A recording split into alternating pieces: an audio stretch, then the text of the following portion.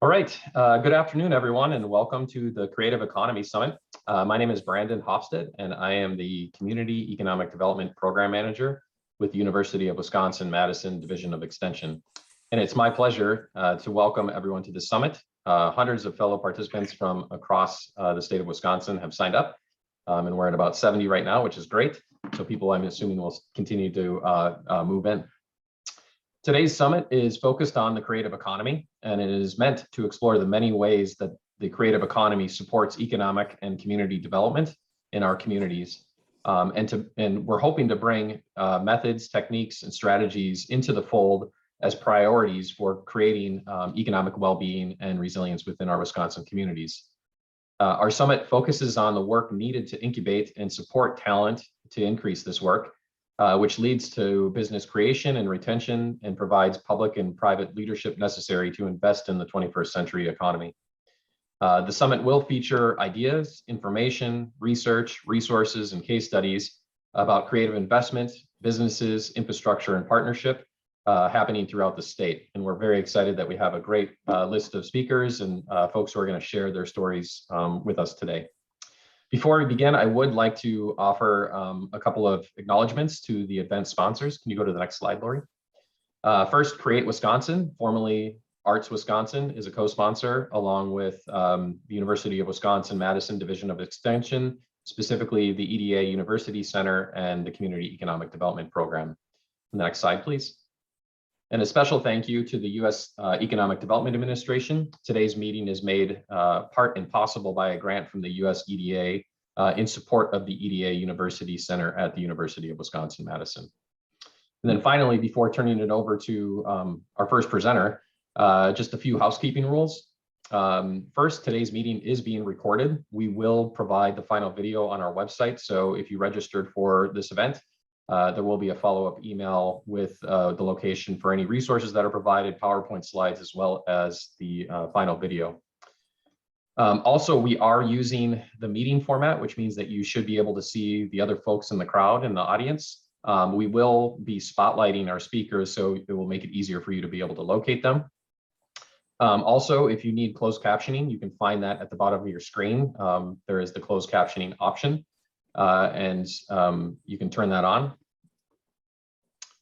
And then as a friendly reminder, if you are not speaking, please be sure to mute your microphone. And then we will have opportunities throughout the event to engage our speakers and to ask questions. And so we have a couple of different ways you can do that. You can either use the raise your hand function, and then we will, and then you can unmute yourself and ask the question, or you can just drop a chat into the comment box down below. And we will have folks monitoring the chat. And if you don't feel comfortable doing it in public, you can ask one of the co-hosts that are listed there in private. So with that, and without further ado, I would like to introduce our first presenter, friend and colleague, Todd Johnson. Todd is a land use and community development specialist with the University of Wisconsin-Madison Division of Extension, and he's located on the University of Wisconsin River Falls campus. Todd co-leads Extension's Community Vitality and Placemaking research team, working with design charrettes and placemaking research. Todd has participated and coordinated several design charrettes in rural Minnesota and Wisconsin over the last 20 years, and has a diverse background, which includes architecture, technical theater, public art, education, urban design, and planning. And today, Todd is going to start off the summit with an overview of the creative economy and placemaking. The floor is yours. All right, can everybody see my screen here? You can. Yeah, so excellent. I'm going to focus this afternoon just primarily on some basic definitions and terms. I'm going to let our guests who are going to be speaking later on talk a little bit about how they're interacting with the economy part. I'm just going to try to get us all on the same page with some planning definitions, basically. And so the first one here, I mean, we got Merriam-Webster's definition of city planning as being the planning and control of construction, growth, and development of a town or an urban area. And I think for the most part, city planning processes just try to predict the future while learning from past mistakes. And, you know, over the years, these terms have changed and flipped around and stuff. And you might be familiar with it as urban planning, which is really the same thing, nothing to get too caught up into. But then sometimes it gets called community planning, and that's in basically a way of emphasizing the people aspect of planning. And then over the years, we've had some failures of planning processes, specifically urban renewal. And then we also had the emergence of the civil rights movement, which led to community design placement, in which we were placing an emphasis on the process of community decision-making and its impact on the people of those processes. And so that's kind of where we get this idea of community design. And then in response to, again, some mistakes and urban sprawl and the rise of interest in sustainability, we arrive at this definition of community placemaking. And in this particular case, we're placing an emphasis or a premium on public involvement to ensure authenticity of real places, not just physical spaces. And of course, when we were doing city planning or urban planning or placemaking or any community design poorly, we might end up with gentrification, and we might have poor public involvement in decision-making.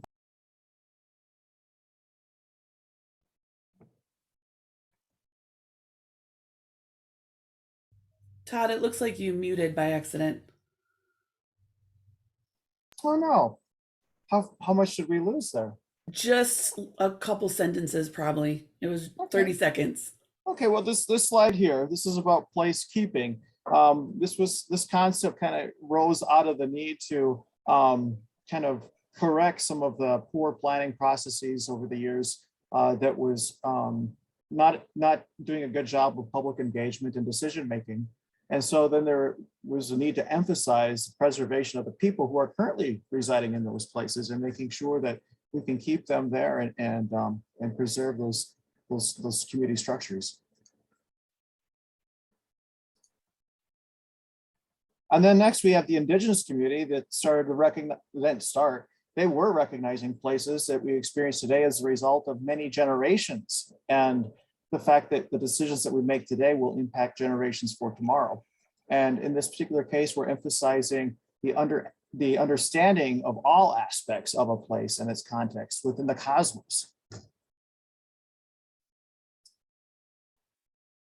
And then here we go to the really fun stuff that a lot of you are interested in. This gets into the creative stuff. So the creative placemaking is when we have community and economic development processes or outcomes that involve the arts. So it can be a process that includes artists and artistic methods, or it can be a community or economic strategy that focuses on the arts.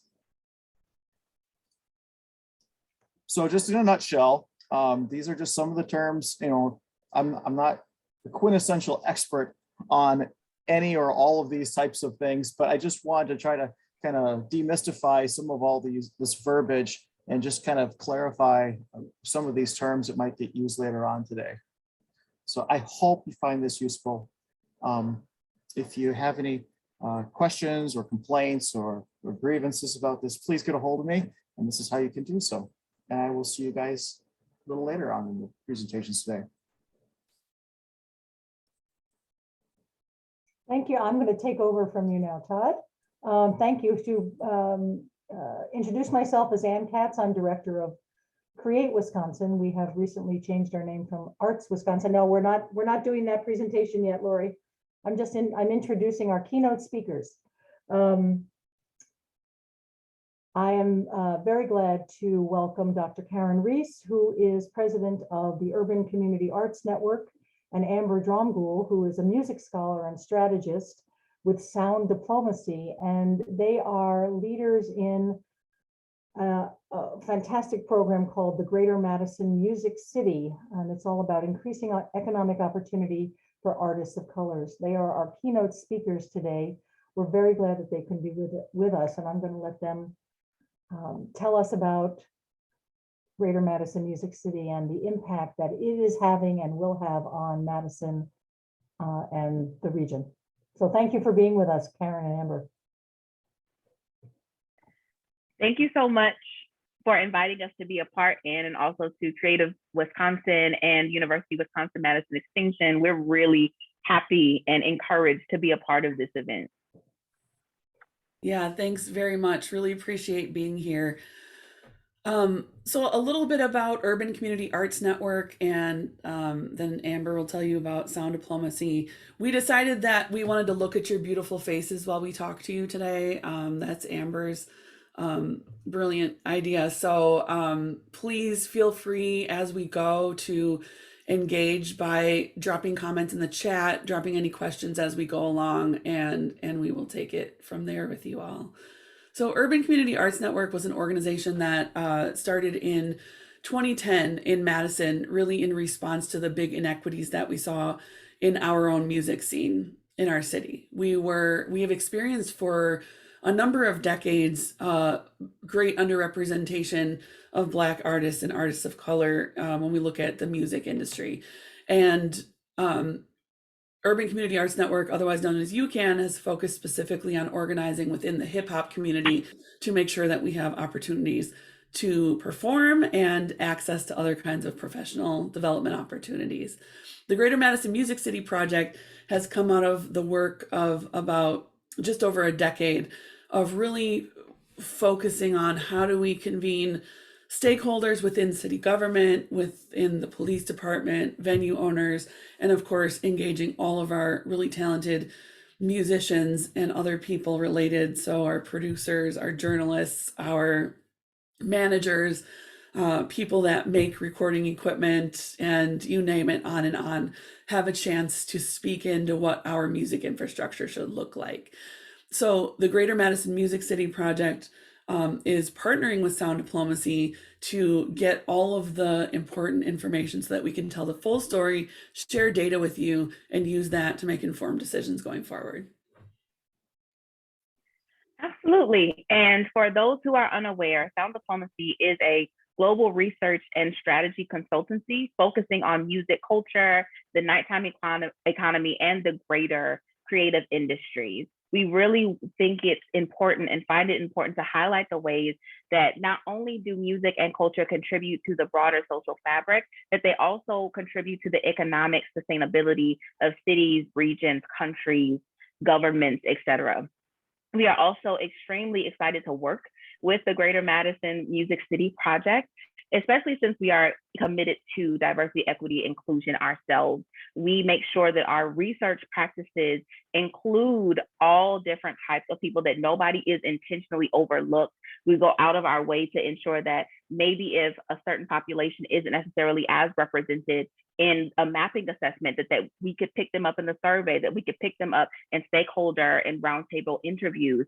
We are very focused on making sure that everybody's voice is heard. We want to make sure that everybody has an equal stake in the music and nighttime and creative industries and ecosystems.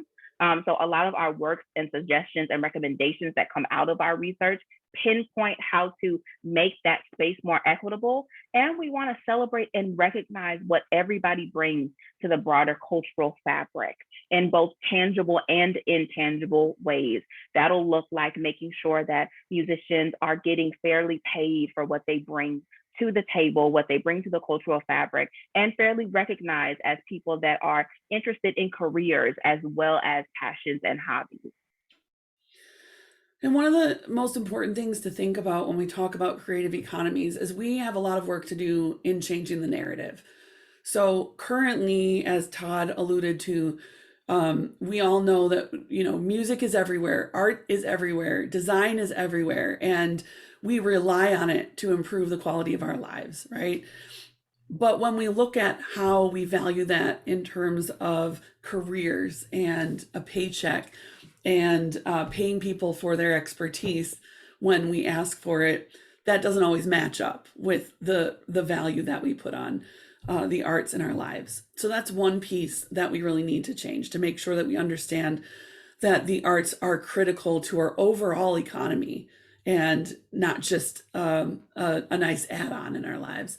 And then the second piece that we have to focus on changing the narrative is that UCAN is particularly focused on, and so is our project here, is racial equity.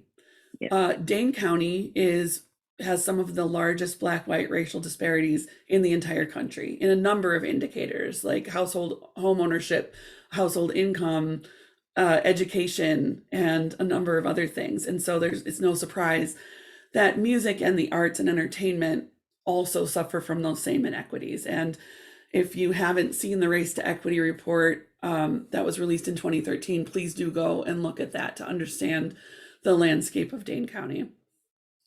And so one of the ways that we began to work on this was through a task force that the City of Madison Common Council allowed us to start off with. That was a task force on equity in music and entertainment. And this was really the result of about 5 years of collaboration with the mayor's office, the police department, civil rights, the Madison Arts Commission. Karen Wolf is on this call, and really pushing this issue forward, because equity is a community issue and it's a complicated issue. There are layers.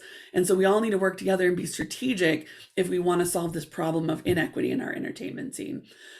So the task force included about half members who were in the community. So artists, college students, venue owners, and other people who had been active in the scene and familiar with the issue. And then a number of city committees were represented on this as well, like public safety, economic development, and so on, to make sure that we had a diverse group of people speaking into this. We very quickly aligned on the root cause of the inequities is racism, right?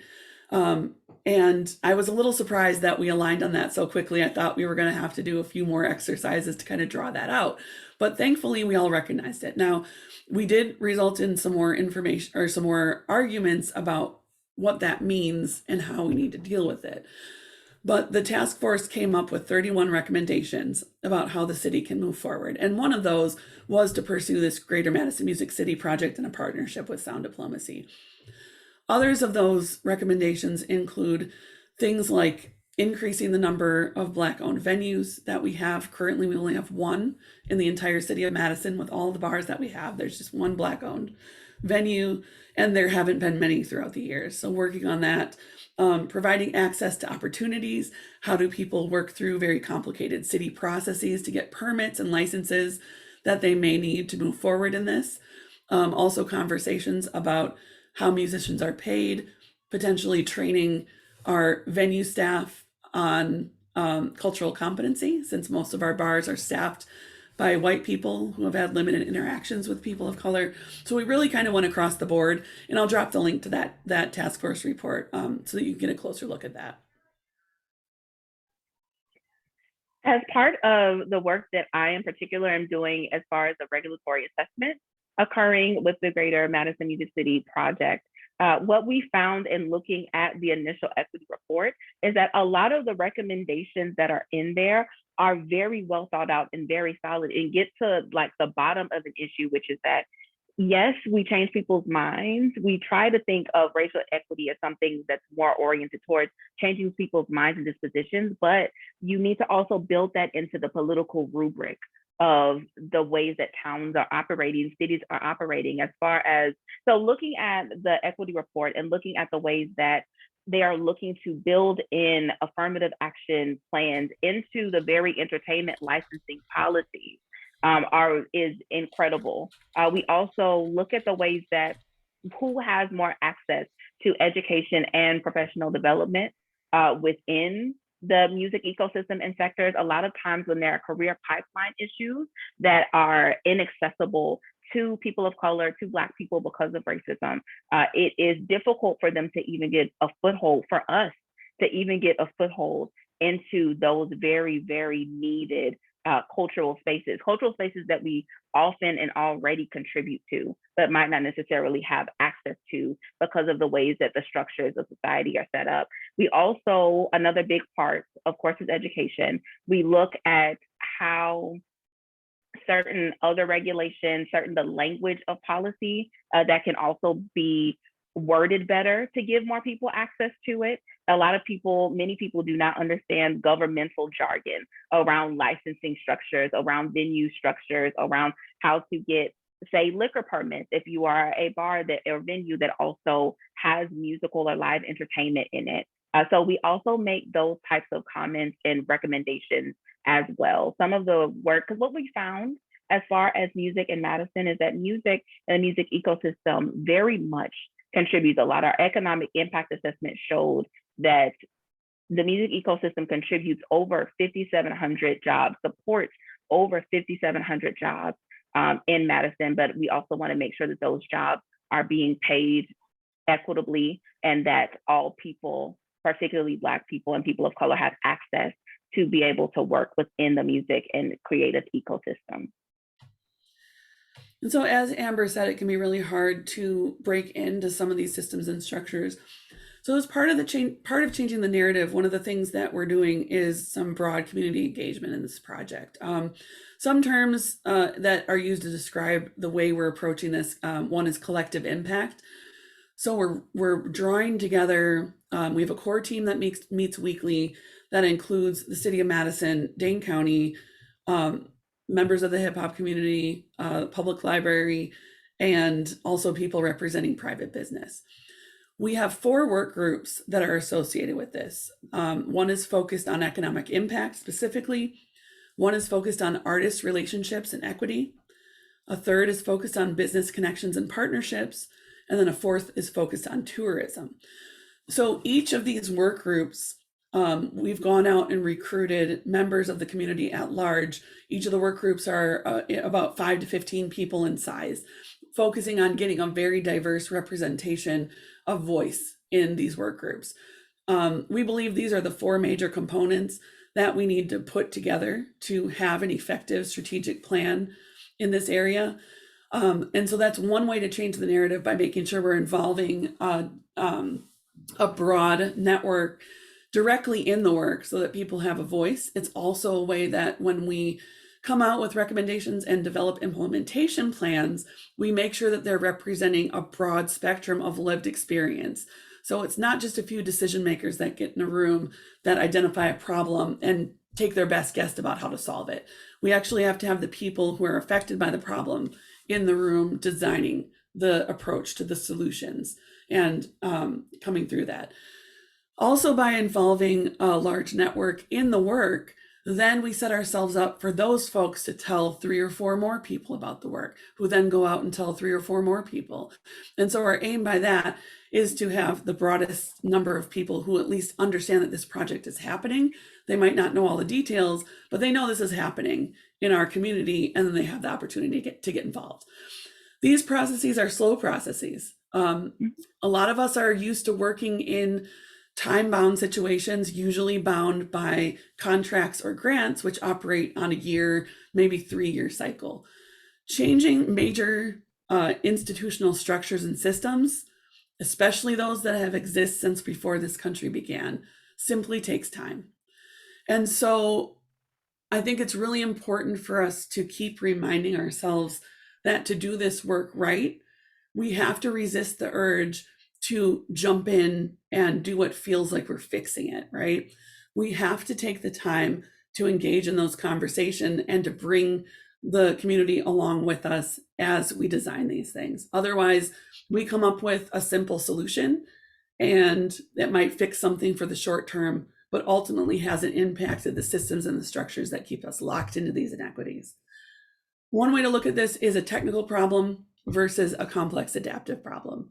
So in a lot of our jobs, we deal with technical problems. If you work in shifts, your scheduling is wrong. You have to go back in, move things around, and it's fixed. You have a chair, a leg breaks on the chair. You go get some glue or some nails and some tools, and it might take you a few hours, but you get it back together and the chair works. With these problems, you change one thing and it moves something else in another area. So to look at systems change, we need to be able to be moving several layers in parallel if we want to get to a place where we're ultimately making change for the long term. And that's uncomfortable and it feels inefficient to some folks. So we like to make sure that we talk about that often to try to just remind people of the innovative type of process that we're using here. And Amber, I wonder if you could address that. You guys work all over the world. So what does that look like all over the world? Absolutely. We actually built this into our methodology so that people can see kind of the timeline that it takes a lot of our projects, Madison included, have comparative analyses that we look at different cities, not only their comprehensive reports, their cultural plans, their policies, but also the time that it took them to implement certain things. And we find, just as Karen said, that it takes time to change policies. We also, when we do our recommendations, we build it into a timeline, usually starting from 0 to 12 months, things that can be implemented right now or throughout the course of the year, 2, 3+ years. And we talk about it again often, that a lot of these political shifts are slow moving, but worth it. And it's more reiterating it over and over again. One of the things that I noticed when working and looking and building the literature review for the Madison report is that a lot of the things that we will continue to reiterate are things that have already been iterated in the past. The equity report, we will not run roughshod over the brilliant equity and music report that has already been produced and some of those recommendations that are still in the works in order to implement our own that might just be reinventing the wheel. Now, part of it is just to continue over the course of months, years, sometimes decades, to say that this question of equity is still one that needs to be confronted, and it is one that's worth having. It's conversations and implementations that are worth doing to make sure that we have a more sustainable future. And one of the things I think, in terms of, if I can just give maybe a little advice or things that I've observed, is when we go through these processes, especially when they're time bound, we tend to use the approach that has worked well for us in the past. When we're trying to make radical change, that's not always the best way to do it. So by involving other people in the process, you can learn methods that may be very uncomfortable for you because you're not used to that, but are actually going to be the most effective into bringing diverse voices into your process, whether that be racially, age, different languages spoken, different career paths. It's really the best way to do it. Can I add something really quickly, Yes, Karen? please.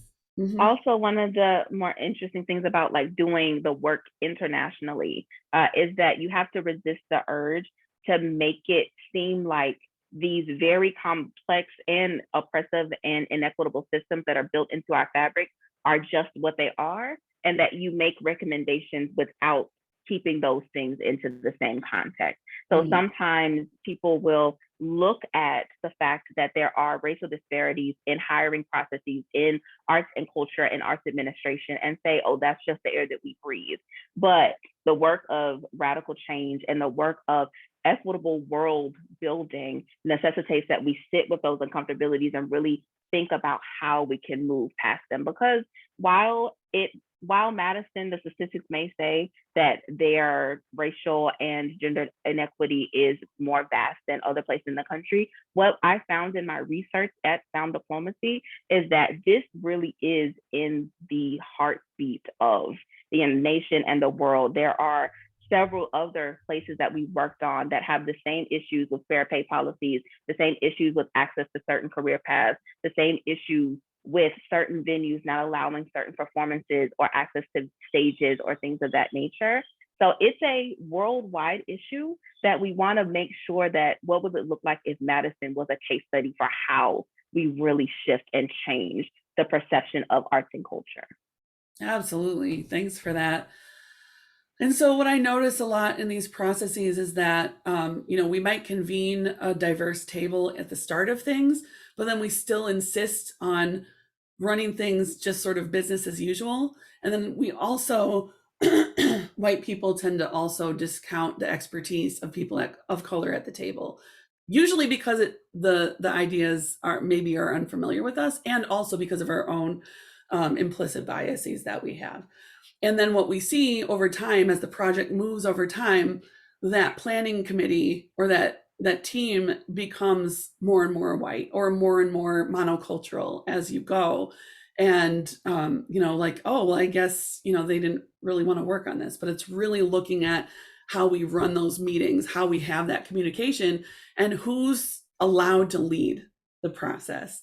We can be very exclusive. So it's really important to be very deliberate and reflective when you start new initiatives in this area to make sure that you're not repeating the process. I think another example of something we've seen recently. So in the Madison area, along with the rest of the country, after protests over the murder of George Floyd, we had some damage in our downtown area. And so area businesses had boarded up windows. And so there was a really exciting project to get artists of color to do visual art over those boards. Prior to the pandemic and prior to this incident, when people said we need to get more Black artists involved, the answer was, well, we just don't have any, look at our demographics. And then once there was this opportunity in the heart of our downtown, hundreds of artists came out, and we had the entire corridor lined with art created mainly by Black visual artists and other artists of color. So it wasn't that they didn't exist, it's just that they were invisible because of the structures that didn't allow them to achieve other opportunities. So I just put that out there to look, whatever industry or area you're in, that is likely the case. If we're positioned in a certain way, we may not be aware of all of the layers of our certain economy that we're looking at. Also, and to add, in our position as a consultancy, we find it very important to make sure that it's not perceived that the exterior voice is a superior voice. We recognize that the people on the ground and people of color in the community, the people that contribute to the culture each and every day, are the experts. And we are just here to facilitate in a way that will better a sustainable environment. So that looks like making sure that there's sustained engagement with artists, with owners, with people that have even seen themselves as being excluded and have historically been excluded from some of these spaces, in order to make for a better and more vibrant report, because we can't do it without the community. We can't do it as just an external onlooker writing what we think, because that discounts the knowledge, that the very much ingrained and long thought and hard thought knowledge that people in the area have had and continue to share over the course of decades. Absolutely. And so my hope really is that, just like with all the work that we've done with the task force report, it's not just my hope, it's my expectation that oftentimes when we have task forces, committees, especially government ad hoc groups, we do a report, but then it kind of just sits on the shelf and collects dust. So we refuse to let that happen. And hope and expectation is that we continue to push forward with these recommendations, implementing what we can when we can, so that this isn't just another study that we spend tax money on and then don't really see the outcome of it. So we are really taking responsibility for making sure that we're driving this change forward.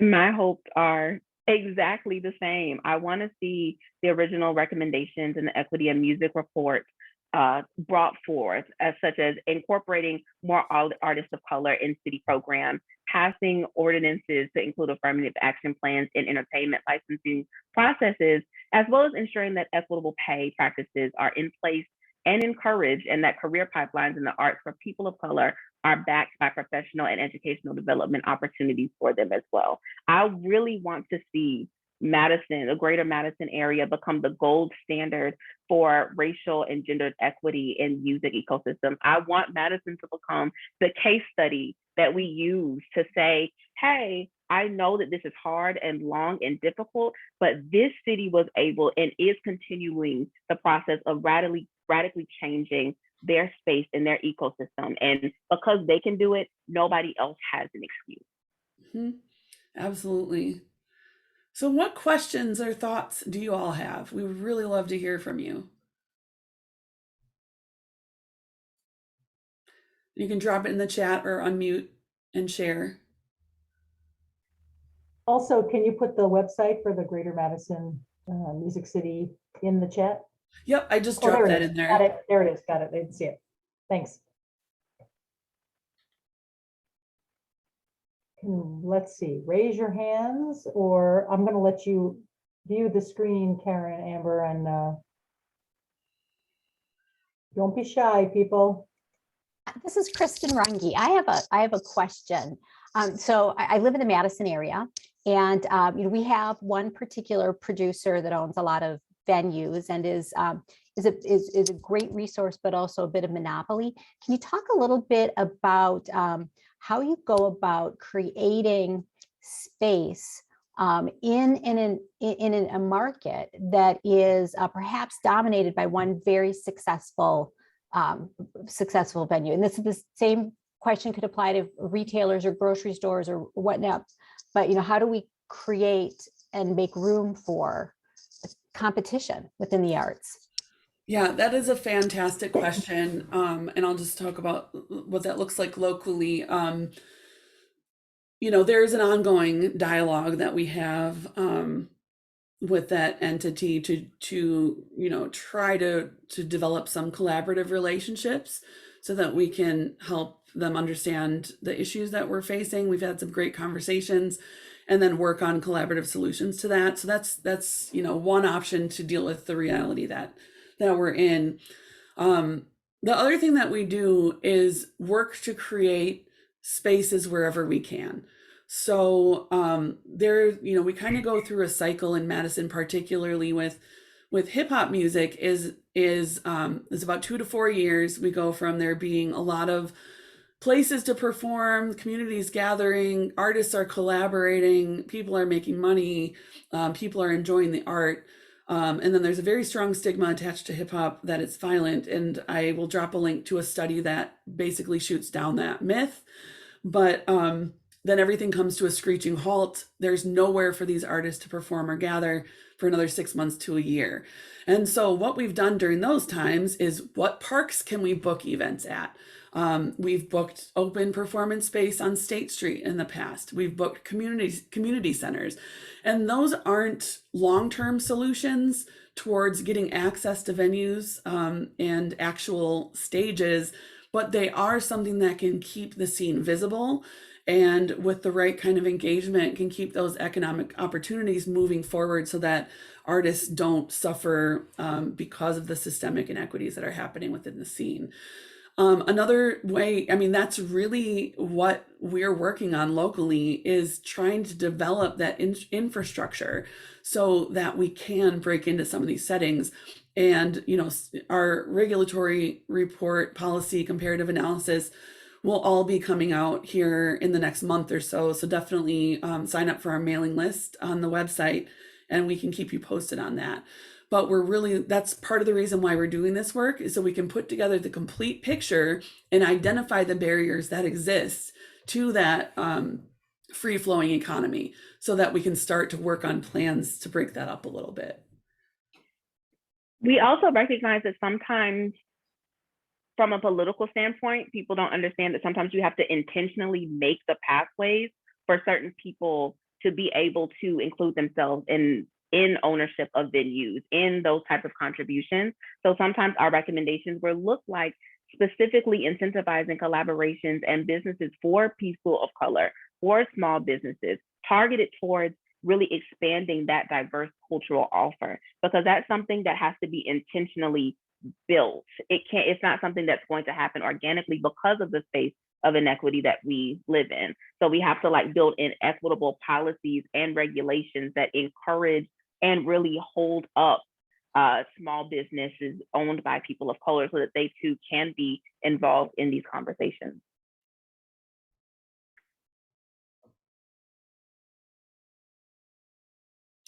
Is there a way smaller communities can support these artists and create opportunities for people? Absolutely.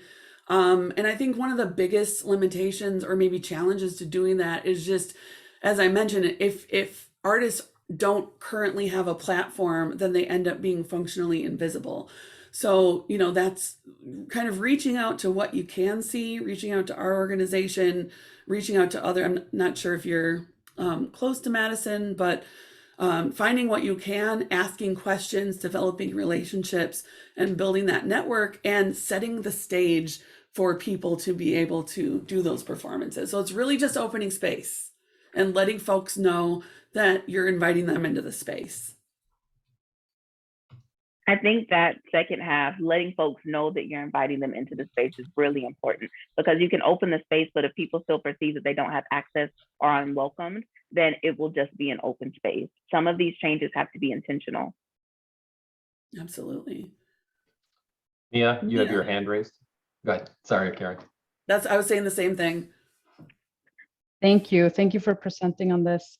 My name is Mia. I work with a business association in Northeast Wisconsin, and it's a business association for people of color. And I hear a lot from the leaders that they have been asked by, various groups, could be government, it could be nonprofit, to be part of roundtables and give their input, but a lot of times things fall flat, or there's no delivery on the efforts. So how did you balance, knowing that there's going to be a lot of burnout, there's going to be a lot of suspicion from communities of color to engage? How did you build the trust, and what were the components that you used to engage equitably, such as compensating the folks for their time, etc.? Yeah, I'm sorry, were you finished? Yep. Okay, great. Yeah, that's an excellent question, because that is the case where, especially, a lot of times the same leaders of color will be contacted over and over and over again, because again, that's what's visible and seems accessible. And I think, we are a very diverse team, and this, like I said, this is the result of over a decade of work here. So it really is just about staying constant and staying consistent, and saying the same thing over and over again until you get some movement and some change. So there are people that are very skeptical about this. That's fine. There are people who have worked with us years ago and did have that burnout factor. That's also fine. We've seen people cycle in and out of the process. And I think just kind of being open to that, figuring out, how can you make sure you are documenting what's happening, and so that when people cycle out, you don't lose all that information. But also it gives you the opportunity to make room for new voices that come into play. And it really is about just continuing to push on the issue. Otherwise it does fall flat. So if we had done the task force and we had said, here, Common Council, these are our recommendations, and that's it, there would have been nothing done. I'm almost positive of that.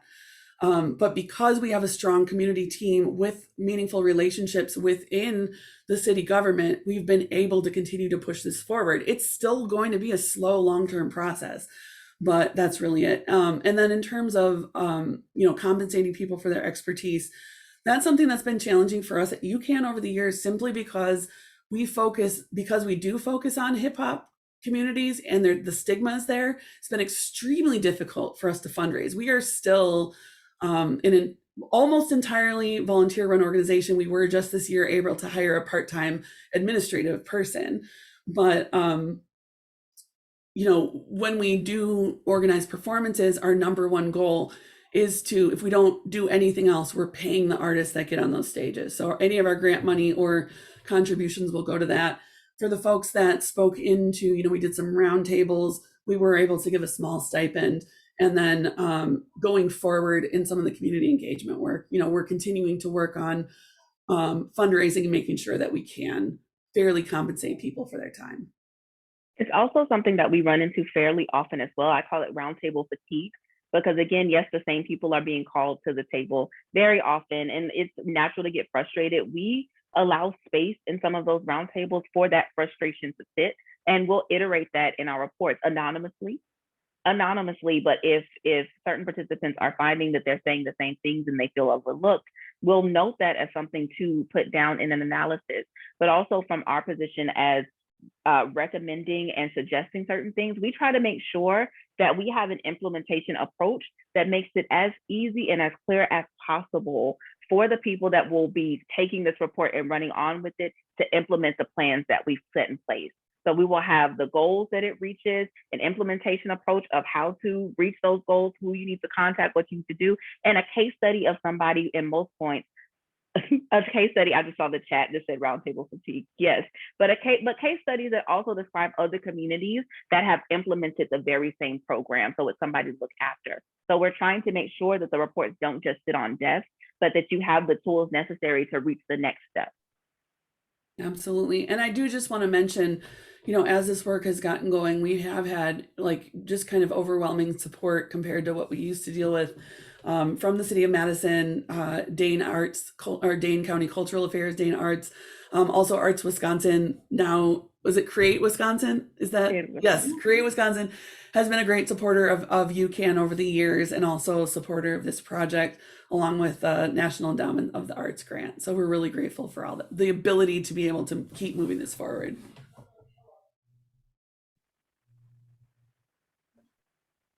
Any other questions? Thank you so much, Karen and Amber. Thank you for the work. Glad to be involved with it, and we'll all keep in touch. Your presentation will be part of the follow-up and your contact information too. So I'm sure people will be thinking of questions and they will get in touch with you. So thank you again. Thank you so much for inviting us. Happy birthday to Amber. It's Amber's birthday week. Happy birthday, Amber. Thank you. I wouldn't want to send it anywhere else. This has been wonderful. And enjoy your niece. All right. Thank you both. Now we're going to have David Lee, who is director of Imagine MKE, and I are going to take the stories that Amber and Karen just told, and that you will hear the rest of the session, the small and impressive number of the many stories we have, and put them into context in terms of the advocacy and the using data to combine with the stories that we're doing. So Lori, I don't know if you can get our slides on the screen. Oh, it's going to work. Hooray. Let's see if I can do something. Well, I think I need to be able to advance it. So hopefully that will work. David and I just have a few slides. So David, thanks for being here. Thank you for having me. While we wait, Lori, maybe I should just tell you to, but I'll say that again. I'll start so that we keep going. Ann Katz, director of now Create Wisconsin. Thank you. We are the state's community cultural development organization. We have been around for almost 30 years and have just evolved to the next phase of our work as Create Wisconsin.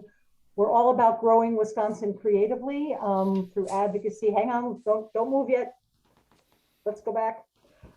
Thank you. Advocacy, development, placemaking, placekeeping, education, networking, all the things on the screen. And now the next slide, I want to just note that this presentation is part of Creative Wisconsin Month, which is happening all throughout the month of April, and is packing in as many different kinds of conversations about what's happening out there on the ground around the state, so that we see how impressive it all is. Okay, next slide. As I said, you are hearing stories today, and we've got a million of them.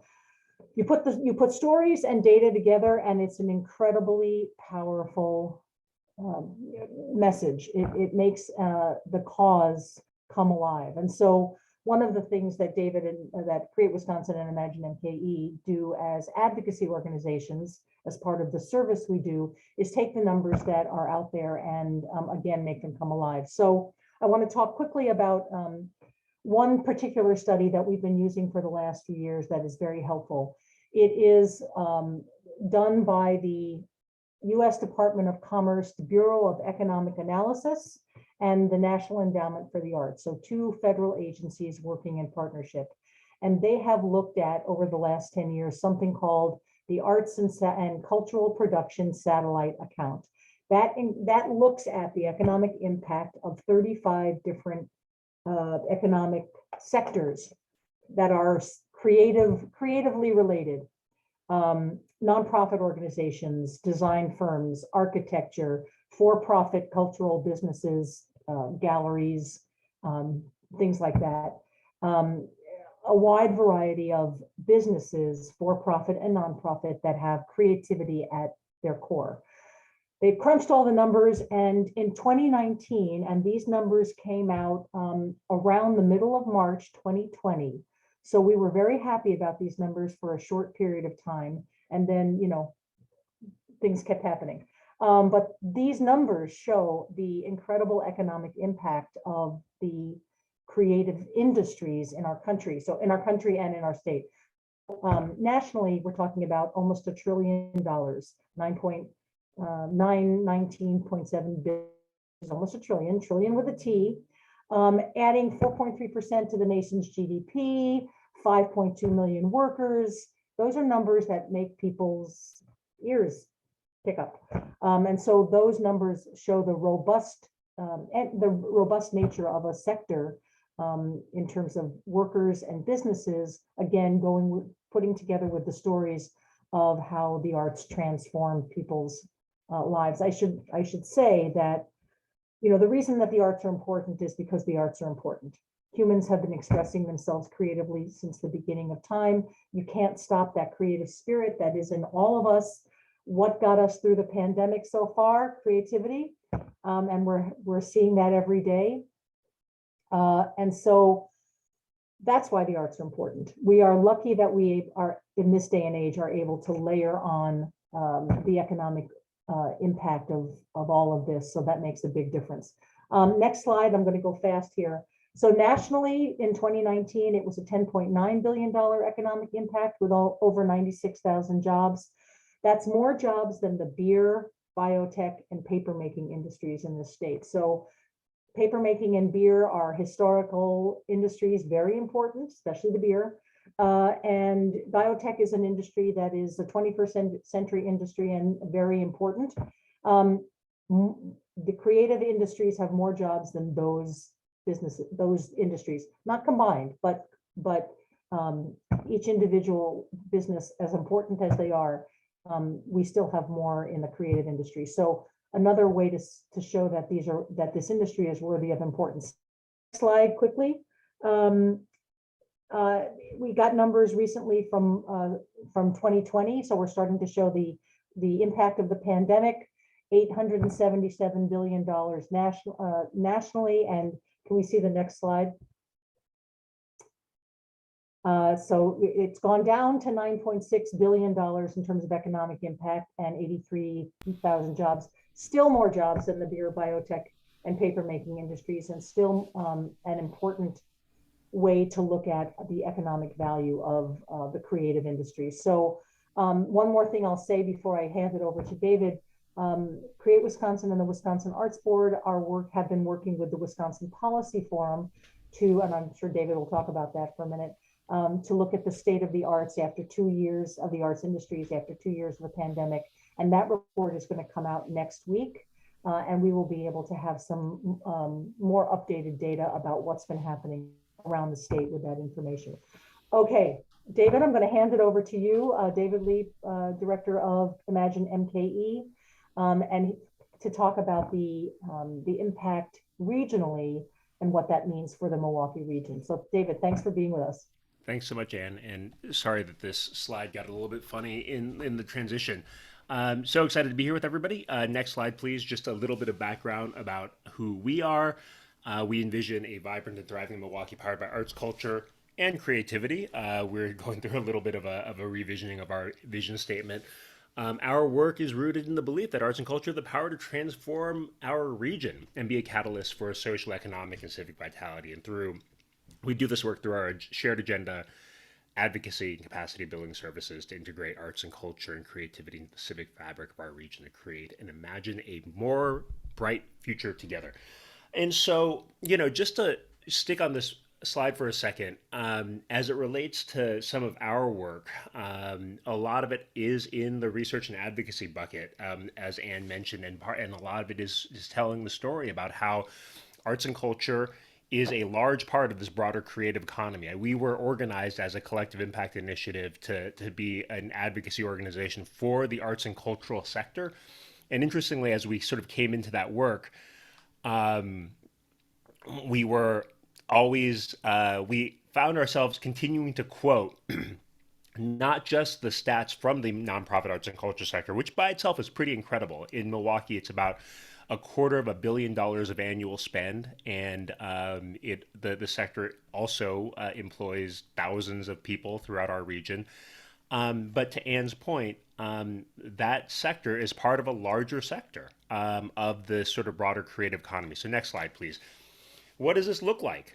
This is a slide from the Core Creative Industries Workforce by Wisnowski from the University of Ohio, I believe, from August 2004.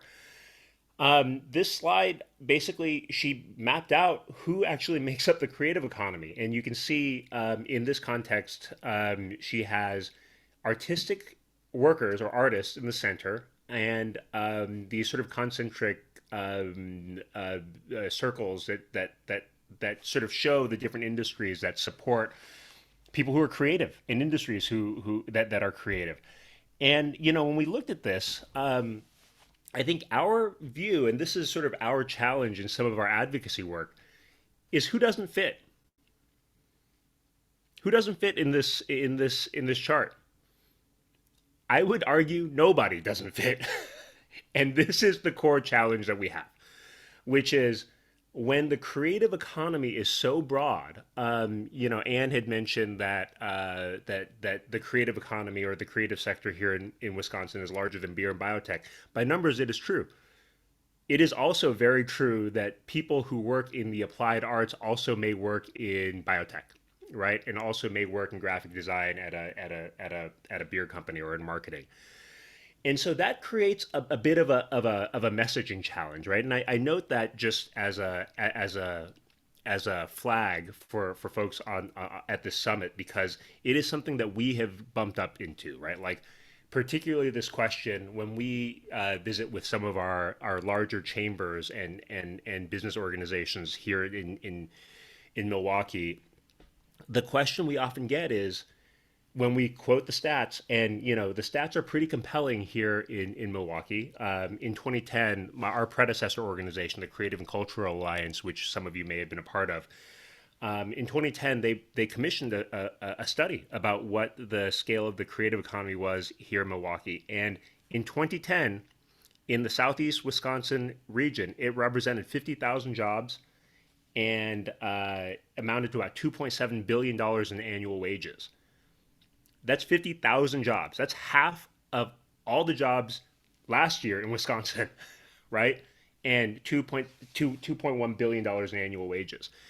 When we quote those stats to some of our business organizations, they don't hear it because they say, and this is a key insight for everybody, and I want you all to sort of take this in.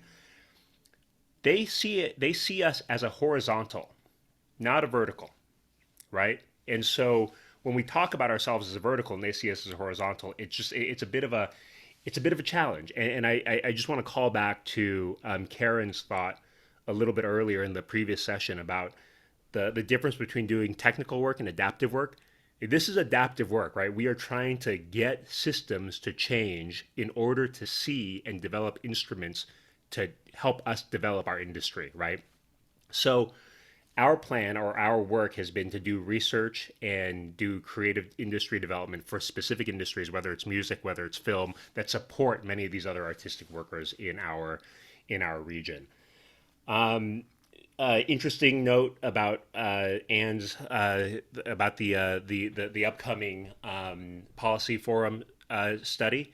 They did some work for us at the beginning of the pandemic as it relates to how the arts and cultural sector was the first sector to be shut down by the pandemic, and it will likely be the last to recover fully or to come back fully. And so this next study that's coming out next week will be a really incredible companion piece to that piece from last year. And moreover, in the last 2 months or last month, they released a study that we had commissioned from them looking at the artists and creatives here in Milwaukee, here in Milwaukee County.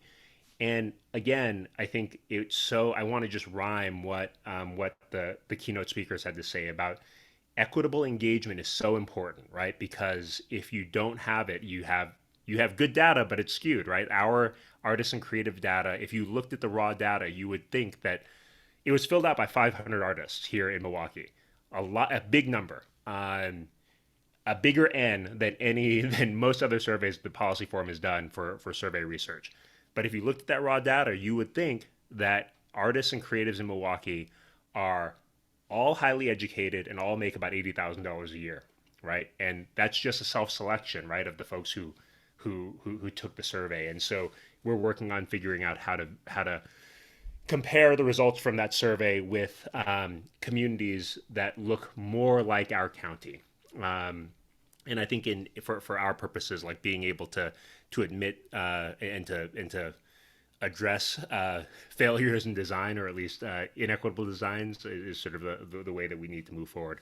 And the last slide that I want to just flag for everybody, we also did a research study with businesses here in the Milwaukee region. We surveyed 200 C-suite leaders, and this is a core opportunity, I think, for all of us, right?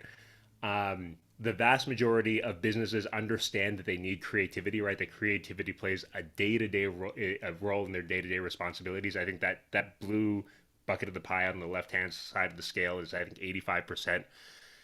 And yet, only a quarter of them have ever brought in somebody to help develop creativity in their businesses. And so, despite the big number of the folks who work in creative industries, despite the vast number of creative sectors that the creative workforce supports, our engagement in our corporate sector is still pretty low. So that's all I got, and super excited to have been here with all of you, and I'll turn it back to Anne. Thank you so much. As David said, and as Karen Amber said, we're making sure that the stories, the data, all of it is equitable, true, and really shows the true picture of what's happening in the state. And so that's always our goal. So thank you, David. I am now going to hand it back to Todd, who is going to introduce a panel of amazing people who are going to tell some of their stories that will illustrate what the creative economy is all about in different parts of the state. So Todd, take it away. And thank you to the panelists. All right, thanks, Anne. In this session, this is the creative placemaking and placekeeping case studies from Wisconsin communities. We're going to hear from 3 community leaders from different parts of the state share their stories of creative placemaking and placekeeping. And then we're going to give each of those panels some time to share their individual stories, and then we're going to follow it up with some questions afterwards. The first one up is going to be Vidal Hill, developer and project director of Homeworks Bronzeville, based out of Milwaukee. He's a Milwaukee-based artist born and raised in Milwaukee, who has a BFA from Milwaukee Institute of Art and Design, where he is an adjunct professor. His art is exhibited in shows, museums, and galleries across the country. He is a co-founder of Giselle's Art Studio-based charity for youth and Homeworks Bronzeville as artist-based based development company. And with over 15 years of experience teaching and doing projects with the public, he has won several awards for his work and continues to do the work he says he feels is not just entertainment or luxury, but a necessity. So with that, take it away, Vidal. Hey, everybody. First of all, thank you guys for having me. And it's always good to have these discussions, and the idea is that it goes somewhere. I've had several discussions throughout my artistic career and development education, and some of them, for lack of a better word or stating, they're just curiosities. To be honest, in our industry, we have to get a little bit beyond the curiosity and go into practical application, and realizing the difficulties honestly, and readjusting systems and the way arts and arts careers are seen by banking systems, by housing systems, and just many other ways that it becomes difficult for entrepreneurs and artists and creatives to not just make a living, but to give the world the best version of what they want to put out there. It becomes more and more of a hurdle than a help to do a lot of the things that are going on in the systems that are in place for us. So I started with my background. I'm just born and raised here in Milwaukee, and it's been a journey already. I'm fairly young, but I have a ton of experience from education and artistic background. So I've been teaching youth since I was 18. So pretty much once I was legally able to go into contracting, educating, I have through the youth centers and organizations in our city of Milwaukee, like Children's Outing Association or COA, Boys and Girls Club, YMCA, Neighborhood House, Journey House. So every organization that does good work, I've been in these places trying to talk to the youth about arts careers, and sometimes it is very difficult to look them in the eyes and tell them to pursue these careers, knowing I myself with educational background, with years of experience, still have a very difficult time with resources, with even the depiction of what we do. Sometimes it's like a caricature of an artist, opposed to the reality of living, breathing, paying bills, and existing within your family, within your community as an artist. So I think the best way that I've learned to do it is to think about the economics of it. So breaking down budgets with youth, like we're not just painting so it's a pretty wall now in this youth center. We're talking about my contract while we're doing the work. We're talking about the budget, how much it costs for paint brushes, how to produce a contract, how to market yourself, how you represent your entire, like you're your company. So you're public facing, whether you buy into it or not. What you do personally is a reflection of yourself as an artist, and it definitely can help or hurt you as a young artist coming up. So I've learned many things from them, and I hope they're learning quite a bit from me. But it's been crazy to see in these last few years, co-founding Homeworks Bronzeville, how other industries recognize art or art professions. So, for example, with Homeworks, we're rehabbing properties that were foreclosed for years and years. And we're trying to fight blight and gentrification through home ownership for creatives. And the concept is that your overhead as an artist and as a business and your personal are all bundled into one like lifestyle. And we create the physical structure that embodies that. So your workspace, you're not paying to go halfway across the city to your studio. It's built within your house.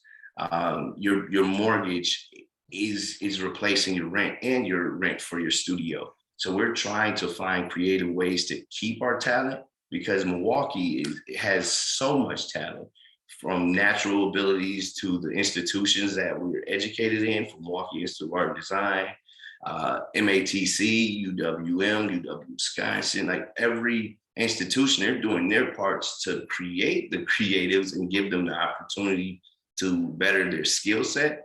But where we're lacking is the economic ecosystem around it. Most artists do not have the ability to just do art as their means of income. Often I've heard, I guess satirically, from some people, like we create great baristas that do art. And it hit home when I hear that, like that you can spend 4 years in college, you can be working on a craft or perfecting it to the best of your ability, and you still have to find supplemental income just to pay rent, just to pay your bills and feed your family if you have one, or clothe your family and yourself. So it's hard to convince young people that this is an industry to go into, although it's needed. And that's what I said in intros, like it's absolutely needed. Most people aren't going to be doctors, lawyers, athletes. They're not going to be these jobs. When you ask a classroom what they want to be, they all raise their hands and say what they think you want to hear. but most of them have some kind of creative ability, whether it's music, dance, fine arts, even like graphic design and things like that. But they're often met with hesitancy from their parents, the support systems around them, because it is very difficult to see the end of the tunnel as a creative when we're doing what we're doing as creatives, and the youth see it, the young people and our peers across the board, whether they're in creative industries or not. The struggle doesn't look appealing. It's a hard sell to tell someone like you're gonna feel so good inside. Like that is not a good sell for a career path. And they're met with the reality that the cost of living is going up a lot faster and higher than the wages they're bringing in, even as a two-job person or an artist with a supplemental income as a career. Like it's so difficult. And I'm not saying this to be like negative, but the reality is when I go to a bank to get a home loan, my career isn't recognized as a stable income. I'm often met with the words where it isn't guaranteed. Literally nothing in life is guaranteed. That it's the most ridiculous thing I've ever heard, but also as a creative who's done this for so many years so successfully and still be met with the same hurdles that many people who just start out are met with, it becomes difficult. So now I'm trying to reset systems in the way they think. So perhaps the bank can think differently about income. I have to share contracts and taxes for 5 years before they're looking at an income as stable. And even with that, it's still not guaranteed. So I've said this probably 100 times in the last month, and no disrespect to any career or any job. If I were a full-time worker at McDonald's, I'd have a much better chance of getting a mortgage than an artist that brings in quadruple that and can show contracts. It's just not recognized and respected in a way that allows us to go into other resources and entities and be recognized as successful or something that's not even not risky, but risk versus reward, debt to income ratios. I've been dealing with that for the last like 5 years, trying to do the housing development projects that we're doing and taking on at Homeworks. And the institutions need just as much of an overhaul as the artists.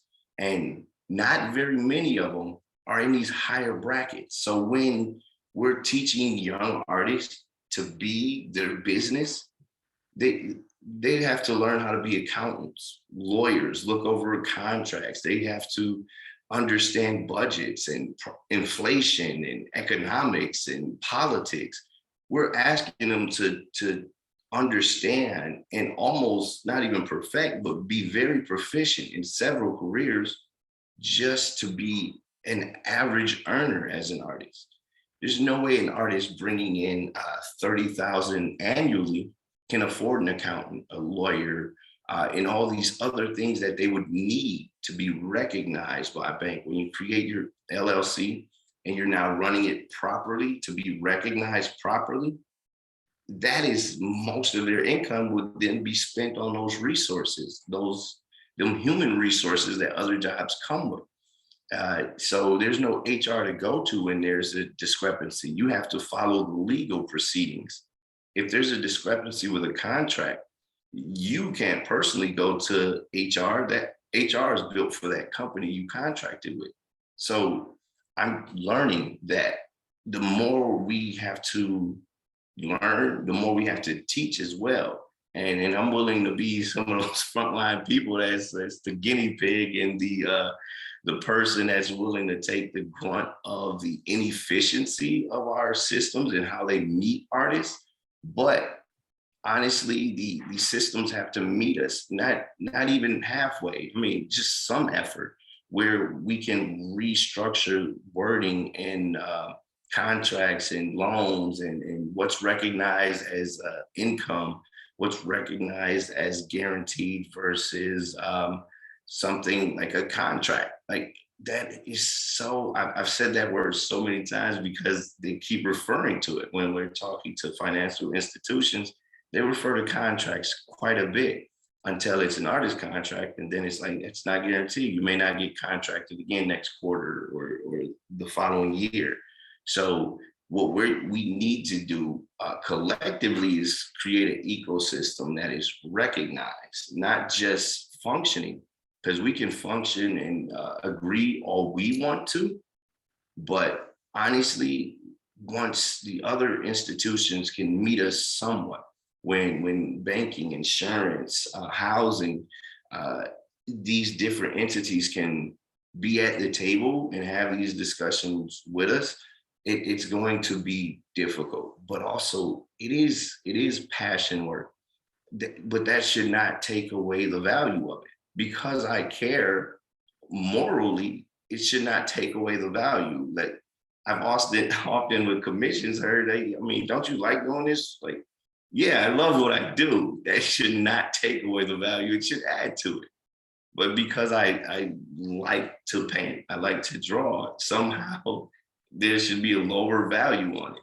So I'm really glad that I'm able to even say this on a public platform and able to, even if I can, spark the conversation about institutions meeting artists, opposed to artists constantly having to adjust and meet institutions and systems. We got a long way to go, but it's work that's needed, and it's work that'll change not just my life, your life, but it permeates beyond the entire existence of this planet. People should be recognized for the value that they bring, and it shouldn't just be monetarily or based on like W-2s. So that's what I really wanted to say on this, and I know it matters. So thank you for your time listening. Of course, I'll be here for the Q&A if anyone wants to discuss that further. Thank you so much, Bill. We're going to move on to our next presenter, and that's going to be Erin Hutchinson. She's the director of Authentic Superior based out of Herbster.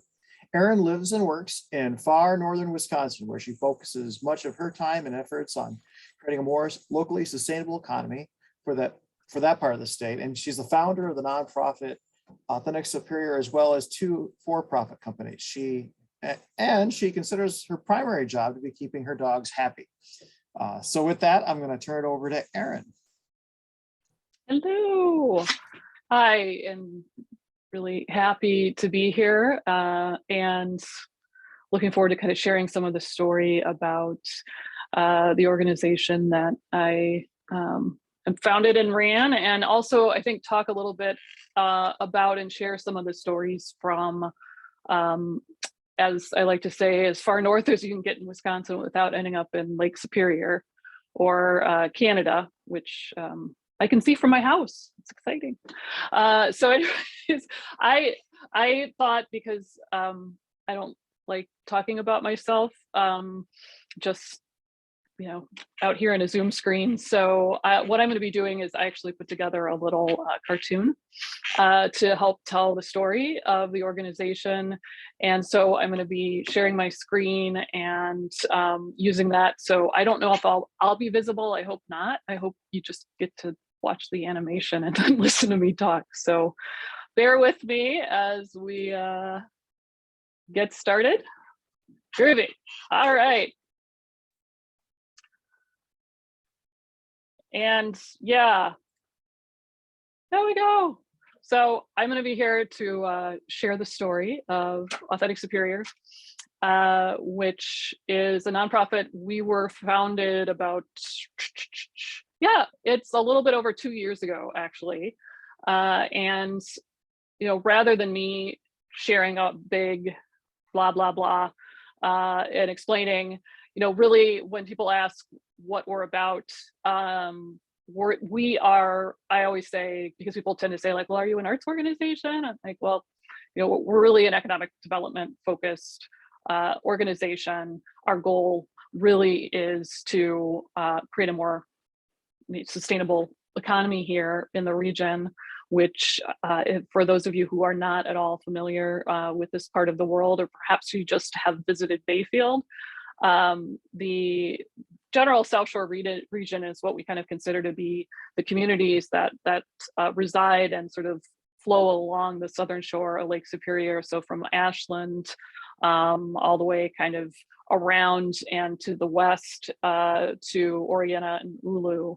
And traditionally, these are communities, certainly, you know, originally, traditionally, the Anishinaabe tribe was settled this area hundreds upon hundreds of years ago.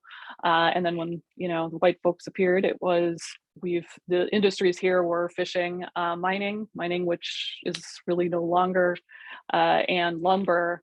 But as the Industrial Revolution and sort of mining and big industry sort of took a nosedive in this area, we really suffered a lot of economic consequences. So we have been just historically one of the more, have some of the lowest per capita income in the state. We also are the oldest in terms of median age. And this is an area that just has never had and probably will never have, which I think is not a bad thing, a strong sort of, there are no big employers here. We are spread out among over 20,000 square miles with a population of less than 20,000. So you can just imagine the amount of space here. Thus, we don't have the kind of infrastructure. It is just expensive for any sort of large business to try to set up shop here because of how remote we are. But that also creates, I think, a very special environment. So really, we're focused on, you know, to try to make it easier for individuals to thrive and survive who are making a living through the act of what we call creative production. And I'll talk a little bit more about that later. And I think the other piece that we're really focused on is also just creating an awareness and educating the general public on the value of creative production. And I think that's something that's sort of been somewhat of a thread here yet so far today, about people don't necessarily see the value in that, and therefore it is devalued from a commerce perspective, from, you know, as it's sort of, it's not seen as much of an important contribution to a community or to an economy as, say, manufacturing jobs. So that's another kind of part of what we're trying to do here.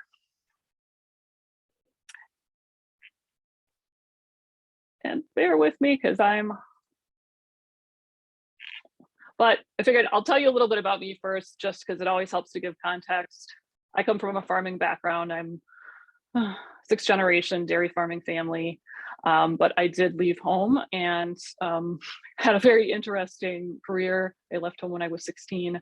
I have sort of created in supporting myself, I've been a small business owner, as well as in my late 20s after grad school, and I was a clinical psychologist for a period of time, long story, but I've spent probably the last 20 years working to launch tech companies as well as technology related consulting firms. And that kind of grew from helping to launch Silicon Valley startups to starting a boutique advisory firm that works with tech and biotech companies to sort of tell their stories and get their products and services successfully to the market. So that's kind of been an interesting background. And through all that, I've also just focused a huge amount of my non-work time on community activism. I won't spare the purple hair, is certainly a callback to my punk days when was involved in a number of starting and running some direct activist groups, especially around women's and queer activism back in the 80s. Was a big part of ACT UP in the Madison area. So these are sort of some of my passions. I moved to Herbster about 4.5 years ago out of a desire to return to a rural community. I fell in love with this area and it spoke to me, and I felt like in the next phase of my life, as I got into my late 40s, I wanted to contribute and bring the skills and knowledge that I had to really be an active member of a community, and certainly slow down the sort of startup tech world lifestyle and really focus on things that bring me joy, but also being able to make more of a visible impact and just build that, put down roots too for the first time in 25 years. So Authentic Superior. One of the things I'm just going to be talking through is when I work with clients through my advisory agency, the key things that I really focus on is telling a compelling narrative and crafting that narrative. And to craft that story, it's really important to talk about the who, what, how, and why behind your product, your service. And when we were sort of thinking about sort of the concept of a nonprofit like Authentic Superior, it was really important to go through and make sure we could answer kind of these core questions in order to ensure that we had a clear and compelling narrative to bring out to the marketplace. Even though we're a nonprofit, it still is, you kind of got to go through the same steps as you would if you're trying to birth a for-profit company. So I'm going to use the rest of the brief time here just to talk through the next kind of the who, what, how, why of Authentic Superior. So why, why did we start this nonprofit? I think there's some things that are really unique to this area. So like I said, it's a large area, but a small population, but it's something that's really unique. And certainly I noticed and hear all of the time from visitors, as well as folks that have lived here or have moved here recently, is there is an incredible natural beauty. We called ourselves Authentic Superior, both from a branding perspective, hey, it's catchy, but unlike, say, the North Shore, North Shore of Superior, which is seen as being more built up, this area has still a lot of the kind of quote unquote unspoiled vibe. And once again, we're spread apart. You can get away from people. The natural beauty is pretty unspoiled, relatively speaking. And it's just, and then just Lake Superior has its own energy. Something that people talk about a lot is the blue mind, which is, Lake Superior, it is the closest to living on the ocean or seeing the ocean as you can, I think, outside of, being on one of the coasts, but it just sparks this creative energy. So it seems to attract a lot of people who are here intentionally, but the challenge of this area is that there just aren't a lot of jobs. And so we have so many people struggling to make a living, but also we have economic inequities, I think, like anywhere in this country, which is just growing and growing, in my opinion. Here we have a group, we have some folks who are wealthy retirees who have summer homes up there. And then there are others who are either working service jobs to provide services to those wealthy retirees as well as tourists, or we have a lot of folks who are working artists who are trying to make a living, but obviously have 3 other gigs to keep to pay for a roof over their head. And we still have quite a number of small farmers and food producers. So I think we have this unique area. I think a unique connection to place. So many people here, I would say, I struggle to think of more than a handful of people who are not here intentionally. And so I think that, and there is a very strong pride in place and connection to place. So these were driving kind of the creation of the nonprofit and sort of informed what we ended up doing. And then I say the renegade spirit, there is something kind of a little, all of us are a little quirky. This is definitely a place that you can come to get off the grid. But there is sort of this rugged Wisconsin determination that I feel like exists here in spades, and it is because it's not difficult. Our winters are horrific. I love them, but like this year, they've lasted 10 months, and they are, I think it takes a special person to connect to this place and stay here. And then the biggest thing that launched us was COVID. I've been thinking about the idea of we really need to establish a brand. We need to build something to really help provide greater, figure out a way to bring more revenue to people who are creating up here. But the COVID was what sparked it. The 2 reasons being everything shut down. People were freaking out because there were no shops open, nothing, restaurants open. Markets were, sort of art fairs, farmers markets were all canceled. So that was the spark that kind of lit getting the organization going. Personally, on a practical matter, my primary business completely shut down because startups were not, sort of my type of services, my team services were just not in demand, since pretty much a lot of business was just ground to a halt. So I had the time and there was the need, and that's where we got started from. The why. The who is, I've touched on this. I think what we talk about is in terms of who we serve and who we sort of really decided to focus on was what the term that we came up with are creative producers. Just because, to be honest, I got sick of saying we provide, support artists, farmers, food producers, craftspeople, artisans. So we just kind of came up with the blanket term creative producers. And this is because everyone is in the act of using their creative energy to produce something that they are hoping to get compensated for. So that's the who. And sort of the what behind what we initially focused on during our first year or so were a few key things. Number one was just it was a practical thing, establishing a strong brand, something that could drive awareness, because definitely one of the key things in when we were getting ourselves launched and organized, and it's just a common thread that you still hear time and again, is people are just not aware of what's coming, aware of the South Shore or aware of the incredible creativity and the creative output here. So that was one thing that was really important, was a brand. And then our initial focus is and still was and still is on addressing gaps.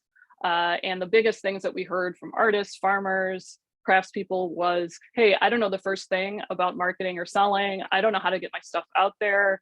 I think every single farmer is, I'm working, 16, 20 hours a day. I don't have time to, it's a struggle for me to figure out how to, how do I find people to distribute? How do I do this? So that's really what our focus has been on, services and programs that help to bridge those gaps. And then the first kind of big deliverable that we put together in actually just a matter of, I think, 6 weeks, at least the framework, was building an e-commerce platform and a website, so the back end and the front end, to be able to house a virtual marketplace. We started with maybe a dozen.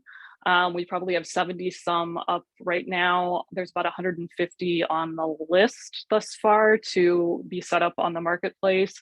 And that was to address the most critical need, which was zero money was coming in to the creative producers, other than in some small instances of when there were first some farmers markets opened up, but it really, and the community supported our agriculture producers were still very busy, but that was the first deliverable. And our first year, I think we ended up bringing in about, not even the first year, was the first 6 months, it was about 30,000 in revenue.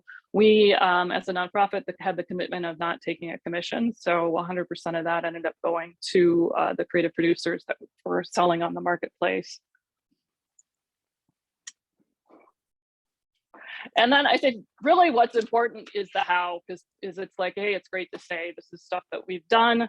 I think it's not to make it sound like simple or anything, but the things, and these were probably more key approach that we took in getting to where we are today.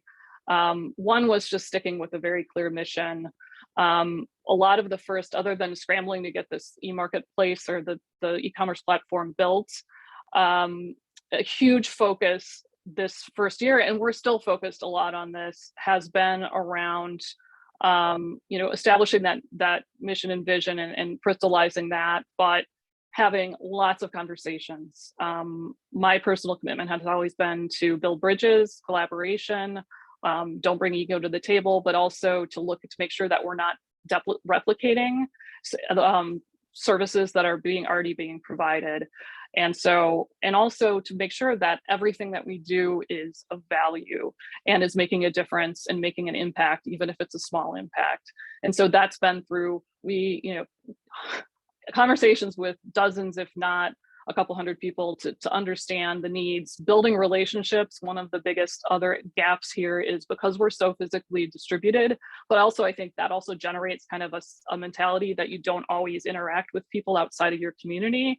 Is we're working too on creating that sort of sense of a creative community, but also being kind of the networker that brings people to collaborate together. So it's been great to now be the, hey, you should talk to Authentic Superior, because they'll know which, if you're looking for a mosaic artist for your restaurant, they're going to be able to help you, make that marriage. So building relationships, and that's been key to helping then inform our plans for 2022 and 2023. And I think another thing, just personally, but that's also part, I think, of the renegade spirit up here, is maintaining a determined focus. There were times where people in the community were critical. Have been personal attacks, not physical, but just hey, sometimes in small rural communities, change is not welcome and newcomers are eyed with suspicion. So even though I believe in, take the high road till your nose bleeds, but we all kept very focused on what is it we're trying to achieve. And at times where we felt like, people were putting up barriers, to use that strife as a fuel to move forward. Hey, Aaron, I hate to interrupt you, but we need to move on, and we'll definitely have some time for people to ask questions. So thank you. I apologize for cutting you off. Oh, no worries. No worries. Okay. All right. Excellent. Thank you. Our final presenter for the panel is Greg Wright. He's the director of Create Portage County, based out of Stevens Point. Greg was named the Innovator to Watch in the Arts by Wisconsin Business Times in 2015. He transformed a local arts advocacy organization into a people-centered new model economic development organization that leverages creativity as the key resource of vibrant communities. That organization was recognized as the Economic Development Initiative of 2020 by the Wisconsin Economic Development Association. And Greg is still the executive director of Create and also teaches economic development at the MBA program at University of Wisconsin-Stevens Point. So with that, I'm going to turn it over to Greg. Thank you very much, Todd, and thanks, Ann, for having me here today. I'm from Portage County, Create Portage County, but we are in Stevens Point area. I always like to clarify that because at one point, Portage, Wisconsin was part of Portage County, and then when they redrew county lines, somehow we ended up with the Portage County name, even though Portage is farther south of us. So again, I work for an organization called Create Portage County. We started out as the Arts Alliance of Portage County. We were launched in 2004. Our work for about the first 10 or 15 years of the organization was doing arts advocacy work, working with government leaders and business leaders, trying to explain why investments in the arts and culture were important for our community. Over time, we grew our mission. We relaunched again in 2016 as Create Portage County, and our mission now is that we accelerate creativity, connection, and collaboration to advance vibrant and welcoming communities. And to talk a little bit about what that shift meant for us. So again, the arts were really at our core. The arts are still at the core of what we do. We are an arts-based organization, but we were asked by the community to see if we could also support innovation in our community. There was no organization doing work around entrepreneurship. And so we were asked to explore, since we were talking a lot about the creative economy, whether we could support other forms of creativity as well. And then given some expertise within the organization, as well as just the times and how different need was shifting in our community, we also added a third leg of the stool in social justice work. And that's basically where our model lies now, is in the overlap of creative placemaking, social justice work, and ecosystem building. Creative placemaking for us is really thinking about how we can leverage the arts to extend a sense of place. That social capital work we do around social justice, making sure we are inviting all people to the table to create with us. And then the ecosystem building is more about shared resources. So we talk again about those three cultures we're trying to accelerate: creativity, connection, and collaboration. Creativity being making the community feel creative, connection being connecting to as many people to that creativity as possible, and then collaboration, thinking through shared resources to make sure that all people can launch their creative projects successfully. What this has led to for us over time, as we've been doing this now for about 6 years, is really thinking about reimagining rural places through the lens of the next economy. So we have some significant crises happening economically in rural spaces across this country. One of the data points that we've been following talks about the fact that while there's 15% of the workforce in rural America, only 5% of the digital economy is taking place in rural America. And when you watch where that growth happened, it happened largely coming out of the 2008 market crash. And what happened is that you saw unemployment rates recover in urban communities, actually go beyond recovery in urban communities, but they really lagged in rural places where the economy didn't update to the digital economy at the same pace. And so a lot of what we're trying to talk about is how can we leverage creativity, how can we rethink the rural economy to make it easier for the digital economy, the creative economy, other economies that are thriving and growing to be just as successful in small and rural places as they are in urban communities where we've seen that growth. And what we've landed on as a formula for that for us over time is that we can activate places to activate people, and we can activate people to activate places. And there's this really great symbiosis happening between the two. The more we think about place, the more we understand how to create places that have specific capacity to support people. What they can do in the process of that activated place is make it easier for local creatives to succeed. And then as those local creatives succeed, they in turn can reinvest in that sense of place. And that is where you see really thriving rural and local economies are in places where they have a strong sense of place and where they're specifically leveraging the arts to do that work. And so that's really where we've grown over time. We now also call ourselves an economic development organization. Again, arts advocacy is our roots. We still have the arts at our core, but we now more and more talk about ourselves as an economic development organization. And one of the things we're trying to argue is that we've always been using place as an economic development strategy. It's just that for the last however many decades, the way we've used place is to site prep, usually in an old farm field somewhere in town that's vacant, to use some sort of tax incentives to then attract businesses to that farm field to turn into some sort of business park. And what's happened as a result of that is we've been paying communities to bring their creativity into our towns. So we pay Arkansas to bring Walmart to town. We pay Orlando, Florida to bring a Red Lobster to town. We pay these communities where these businesses started and are headquartered to bring their jobs to our community. And what's happened is you usually are bringing lower wage jobs and you're usually giving away a tax base at the same time to do that. We're leveraging TIF incentives and other things like that. And so we've been asking, what if we totally shift that placemaking strategy around and instead of giving away money and land in hopes of paying somebody else for their businesses, we start to invest in our own sense of place with the hope of growing our own creatives here locally, with the hope that that creative grows so successfully in our own community that they can expand into other communities, and other communities can start paying us for the creative output that we're having. So really looking at the directional arrow, is creativity flowing out of your community to make other places better, or is creativity needing to flow into your community from other places? The more we think we can invest in our own local creativity, the more we see those particular economies as thriving. So I'm going to just talk kind of about 3 layers of place we've been talking about to do that: sheds, nodes, and spaces. And kind of talk about how the arts can play a role in all of those places. So for us, sheds get into this notion of like a watershed.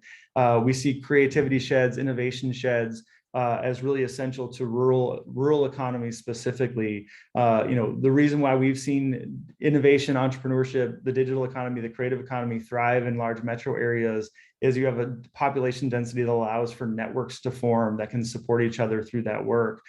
We see the same thing, same opportunity happening when rural regions identify as a single community. So you see that a little bit happening in the Driftless region. You know what Aaron just talked about around Lake Superior in the Door County area. The more and more rural communities start to see themselves as a single place, brand themselves as that place, again, storytell as a single place, the more it becomes easy for the small populations within that rural region to participate in a shared and collaborative network where they can streamline resources.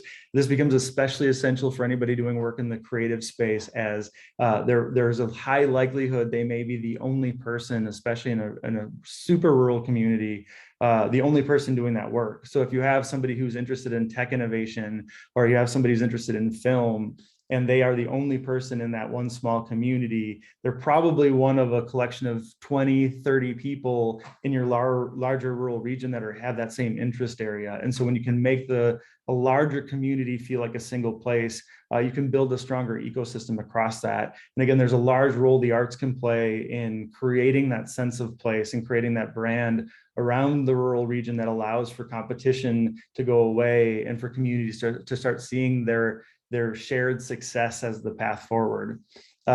Nodes for us are thinking about districts within a city instead of thinking about a city itself, really looking at high density commercial and residential overlap, where we see the greatest opportunity for local businesses to thrive. Again, if people know about a specific district, if they know to go to State Street in Madison, local businesses can succeed much more if that specific location has an identity. If you can attract people to a cool and thriving part of a community, a business there doesn't have to be as known as the place itself can be known. And it can make it so people, when they get there, they want to shop local, they want to eat at local restaurants, they want to drink local beer, they want to buy local merchandise. And if you have that brand and trend happening, there's a lot of stuff that can happen to make local businesses succeed faster than if they have to compete with the marketing dollars of the franchises and chains that are in our communities. Again, there's ways to leverage public art, performances, influencers, social media to help to create that sense of place that supports those local creatives. And then for us, the last one is, thinking about places and third places and spaces, physical buildings as hubs of creativity, really fluidly owned spaces that can transform over time, sometimes be a co-working space, sometimes be a maker space, sometimes be a performance space, less fixed use of spaces, but that have a strong creative vibrancy that creates that social friction we want, that will lead to interactions that will create more business and more partnership down the road. What Vidal is talking about, you have the struggle of making it as a professional artist. What can we do as communities to invest in the resources artists need to launch their careers? Can we have collaboratively owned equipment and technology that an artist can hop on and use at the early stages of their career, so they don't have to spend as much money in overhead when they're first getting started? Again, can we grow through the use of the arts a strong identity in that place, so that it becomes easy to attract people into that network, to grow strong and diverse networks, and then to leverage those networks to accelerate projects as quickly as possible. So that, again, is really where we've been at. We just see a lot of opportunity in this notion of specifically people-centered places and people-centered economic development. We see the greatest economic asset in any community being its own people and the creativity they have in their brains. We recognize that for the most part, everyone needs help to get that idea out of their brain and into execution in some sort of way. And so the more we can invest in resources that allow for that to happen, the more we see a community thriving. And we see a ton of opportunity in this. There's the current US Surgeon General has been talking about the epidemic of loneliness in the workplace. We see this as a place where the arts can really come into play there. As we're working more remotely, we're doing more stuff on Zoom. What can we be doing to make sure that there's a strong sense of community still within spaces, whether those places, again, are vast rural regions, or whether those places are a single building, but how can we use these investments to, again, create a sense of community, to foster a sense of creativity, and to support that creativity enough that projects succeed which then encourages more people to enter into that space. So that's our spiel. Again, we've been doing that work in the Portage County area for a while now. We just submitted a WIG grant in hopes of expanding that out to other communities as well. If any of you want to get a hold of me, and my contact information is here, you can check out our websites. We're trying to do this work with as many communities as we can, and are always looking for new communities that are interested in a place-based, people-centered approach to economic development. Thank you so much, Greg. Great stuff as usual. And thank you all of our panelists here. We have about 11 minutes for some question and answer, comments, whatnot. So if folks have anything they'd like to ask our panelists while we still have them, you can either raise your hand and we'll try to find you, or you can put a message in the chat.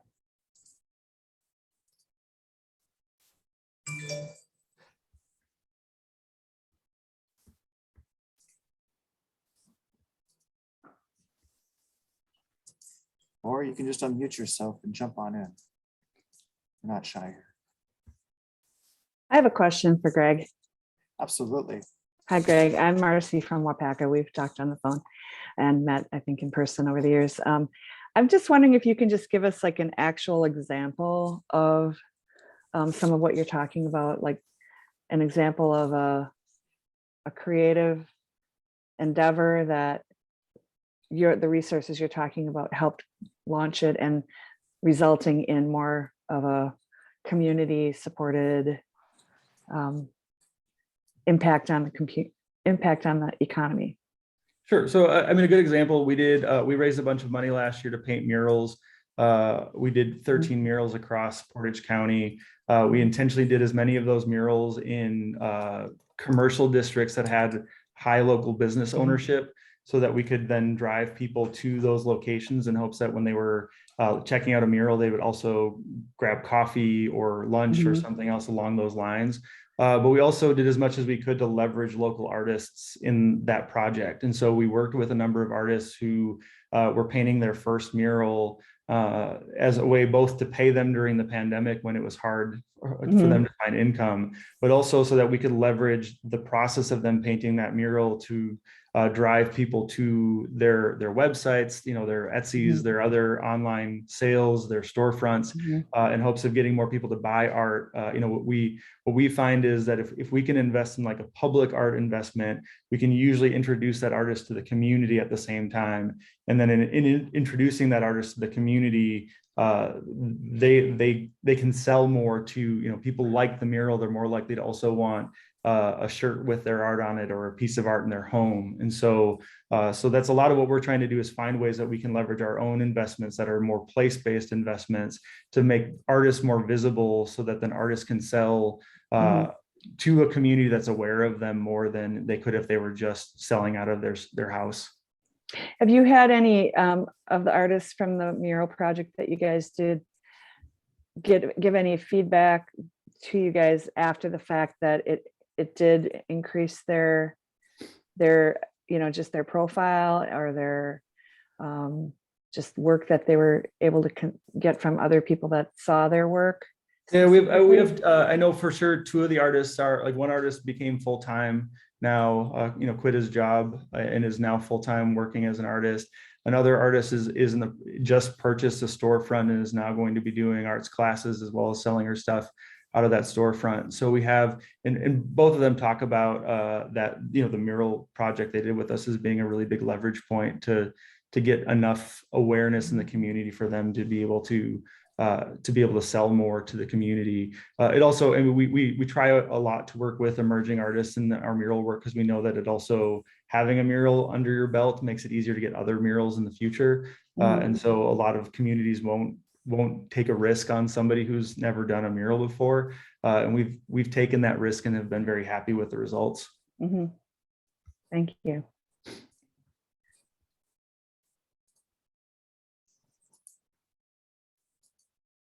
Do you have any other questions out there from folks? I have a question for Vidal. Absolutely. Hi.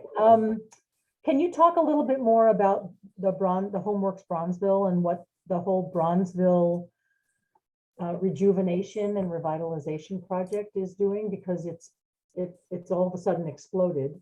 after so many years of work. And so I'm just interested in hearing a little bit more about that project and Yeah, so what it's you're been doing and how it's bubbling. how it's going. Yeah, so it's been bubbling for years.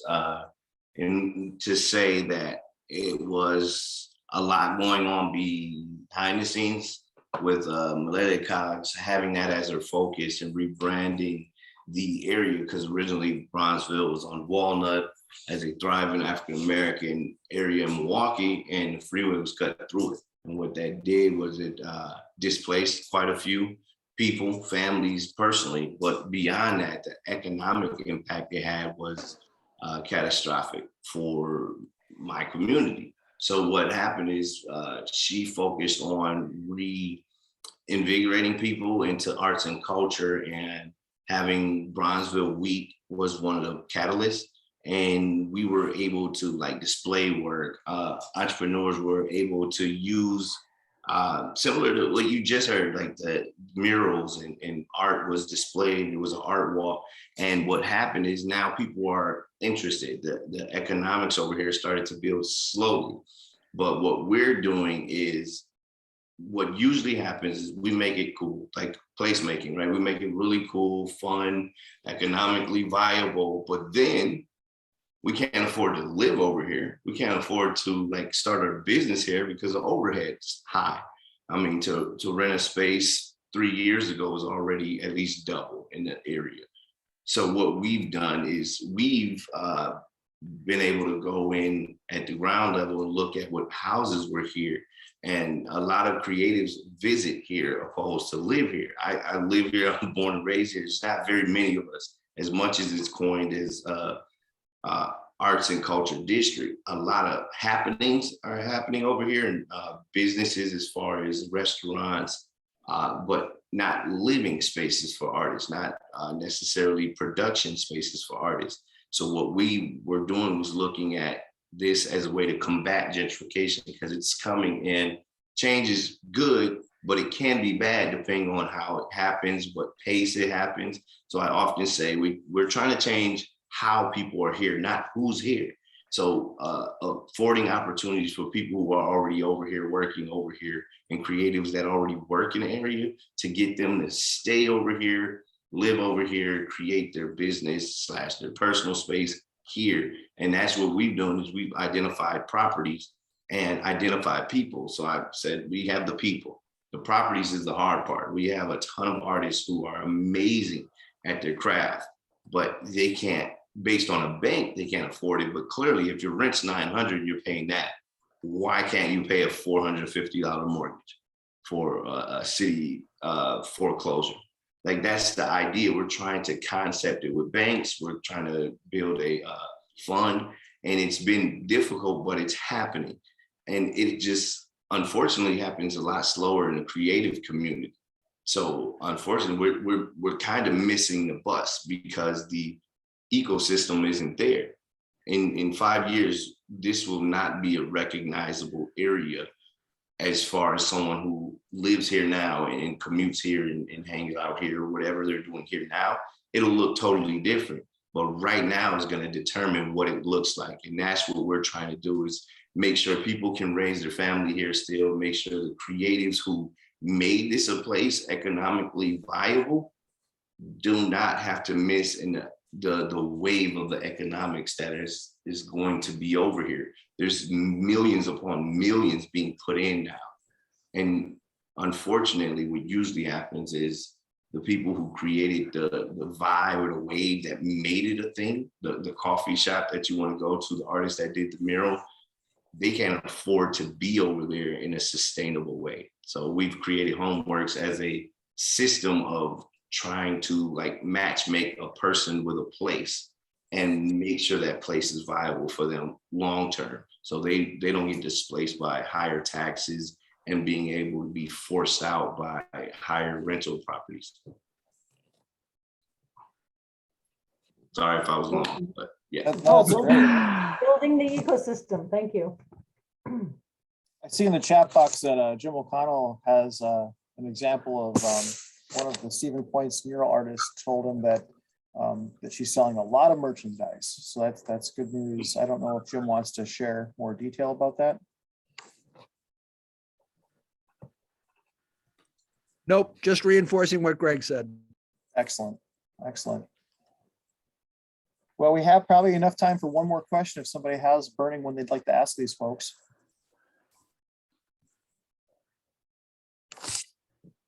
I'd like to see the end of Aaron's presentation. Oh, it's so sweet. Yes. Well, I will. I think in part of the materials, it's a video, that little cartoon you can watch online, and then I certainly welcome people to reach out. We're always happy to talk. Yes. So, but the rest of the presentation, you don't need to listen to me prattle on. It covers the salient points. It's great. Well, thank you. Yeah, thank you very much, all of our guests here. It's just so much fun to hear about what you're doing and your passion for what you're doing.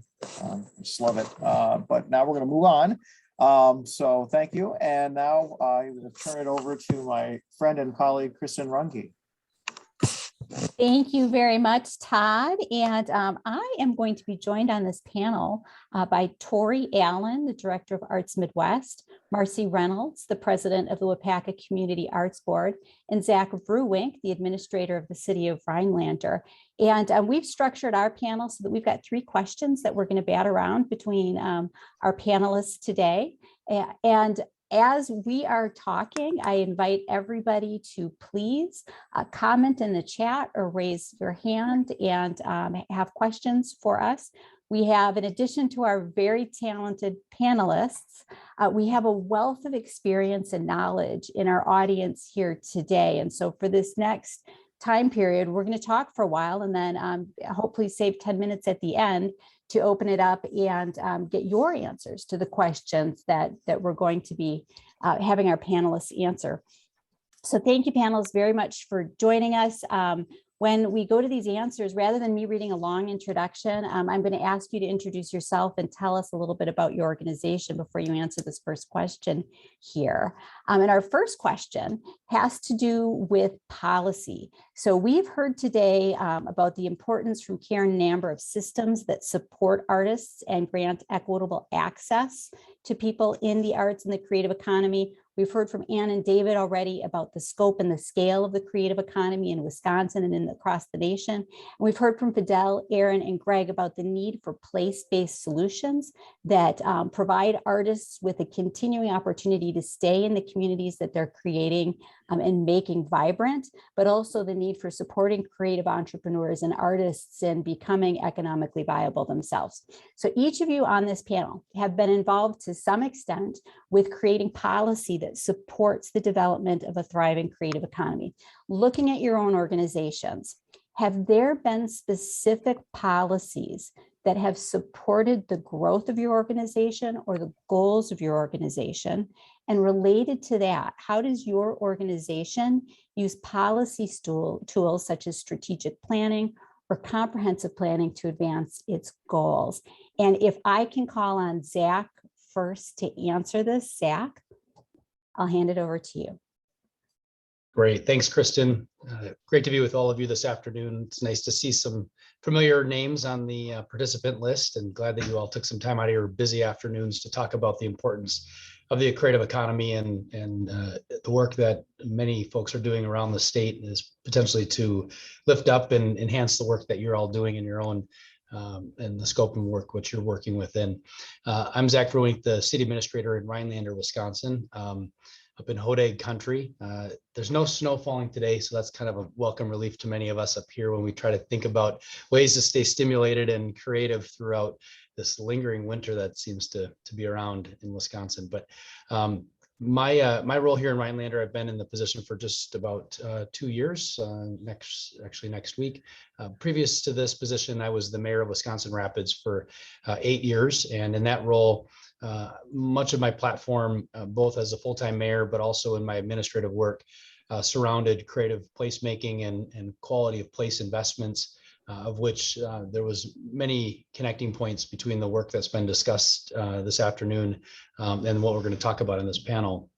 And specifically to that, that I'd like to mention was the importance of youth at the core of much of our planning. It's one thing to say that youth are invited, but it's another thing to actually seek out the youth voice and participation. And in both my roles, we've found ways to connect with youth. Sometimes the youth show up at our doorstep very passionate about something. Sometimes you have to really target and try to seek their participation. But in any event, it's no less important. And I think from a policy standpoint, policy can be thought of as both the ordinances and resolutions of which the city council or a governing board may pass, but also the fiscal policy and the way that we're prioritizing financial resources of the public to support initiatives in our communities. And so specifically in my experience, both in Rhinelander and in Wisconsin Rapids, in Rhinelander more recently, we've been working with a partner that's actually one of our participants today, Art Start Rhinelander, which views themselves as quite a progressive and more expansive view on community and cultural development here in Rhinelander. And that's been a great partnership that we've had, and I think it's continuing to grow and mature as time goes on. And one of the elements that we launched with them was a public art commission to formalize some of the public art in the rights of way and in the public domain, as well as the various properties throughout the city. And that group got started last fall. So we passed an ordinance modeled after a number of others experiences and tried to pull on the best in that way. And that's been a productive group of individuals who have really at a foundational level worked to put together a vision. And I know there's a lot of cultural planning that'll come as a result of that effort that'll be more specific around the visual arts within the downtown and potentially throughout the community in our park system. And the library has also been a partner on that as they've created story walks and to try to promote both physical activity and a connection with the city's park system. So that would be an example that's kind of in its early stages, but no less important and productive in their work.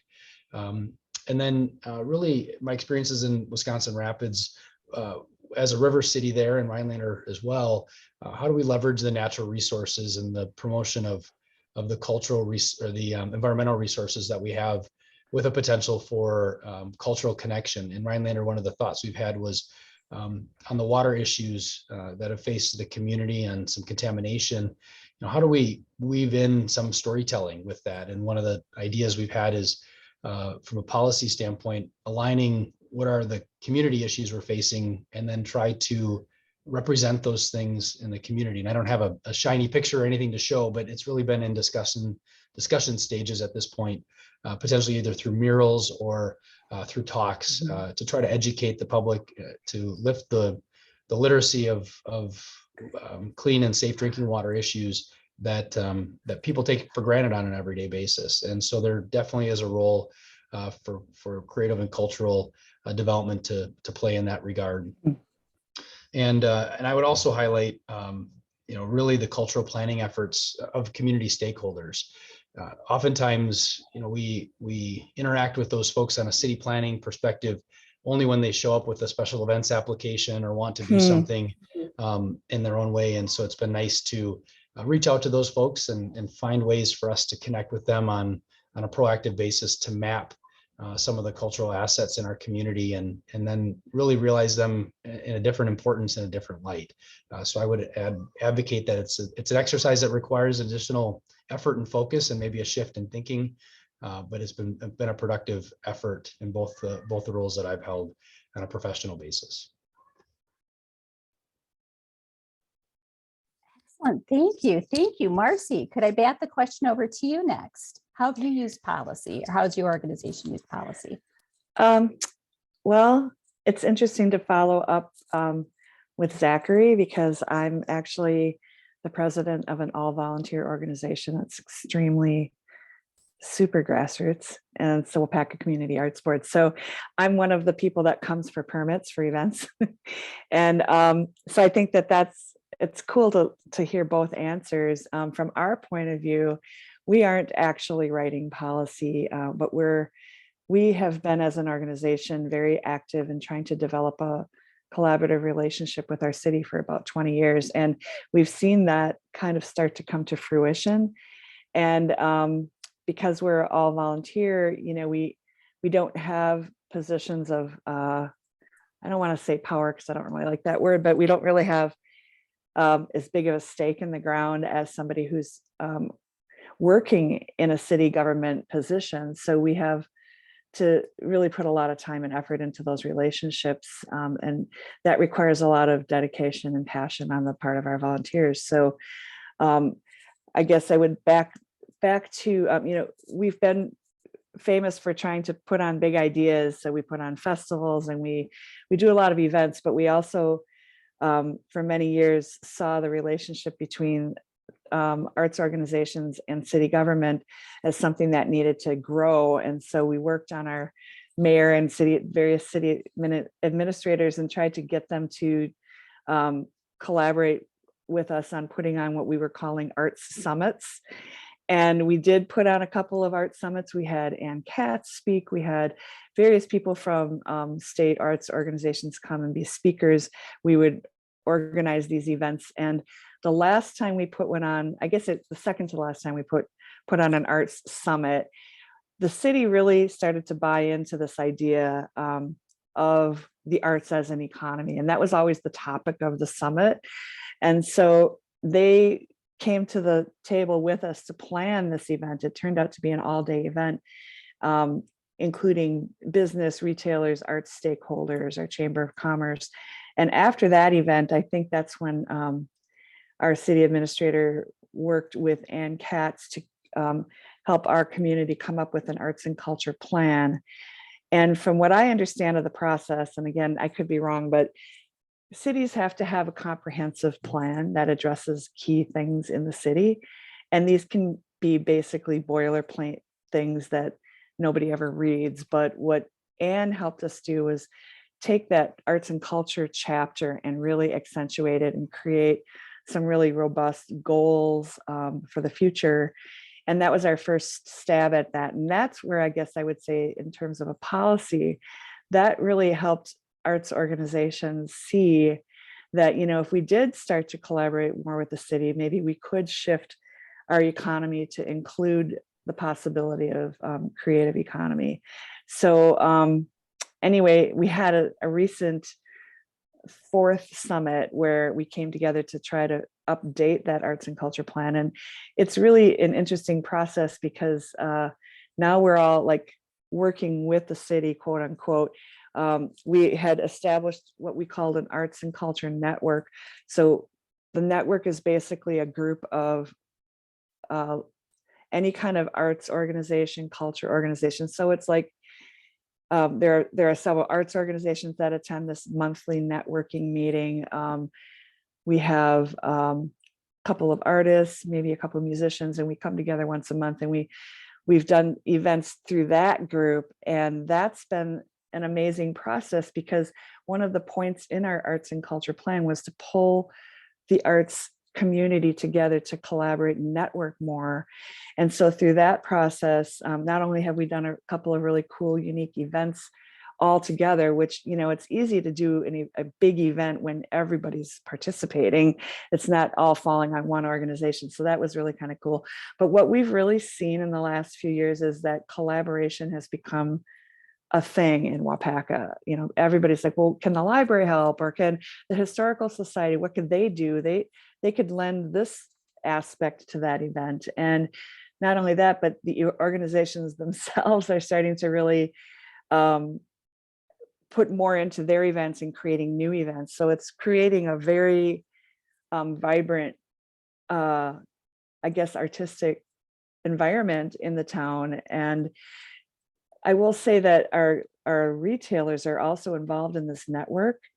And so there's been a really huge dedication to supporting the local retailers, especially, I guess I would say, particularly the downtown retailers. We had COVID, which shut them down. Then we had our Main Street torn up for an entire summer. So these people were really behind the 8 ball. So we tried to support them as much as we could by, we did a mural project, like a small scale Stevens Point, where we did little mini murals in the alleyways and had the same result as Greg spoke to, where those artists that participated became very sought after for various things. And it helped them grow their businesses, but it also brought more people to the downtown during a really terrible summer drought that they were having business-wise. So I think the key in policies is to actually have something written down and have that relationship between the appropriate organizations and individuals and the city. It takes a long time to build that relationship, but now what we're seeing is, from our city's point of view, their strategic plan is to use the arts to attract more people to move to our community. It comes across in all kinds of reports and strategies that they're really trying to promote Wapaka as an arts rich and culture rich community, to get people to move, especially since COVID, because people can now work from home. So they're trying to say, well, why not move to this awesome community and just work from home and go in maybe 2 days a week to the valley or to the bigger city. And it's become very important to our city to have an arts and culture rich community. So I think that's where I would say policy. I know that this arts and culture plan isn't per se an actual policy, but what we've recommended since the last summit is that our arts and culture network become officially in some way adapted and legitimized by the city government, and have a city council member sit on that group so that it further legitimizes the group. And we think that that's really important for the future. So that's kind of where we're coming from. Thank you, Marcy. You're welcome. Tori, over to you. Yes, thank you, Kristen. Good to be here. Hello, everybody. Let's see. So a little bit about me. I am the president and CEO of Arts Midwest. Been on board about 6 months before COVID started. And though we're based in Minneapolis, we're one of the 6 United States regional arts organizations. Each one of us oversees an area of 6 to 9 states.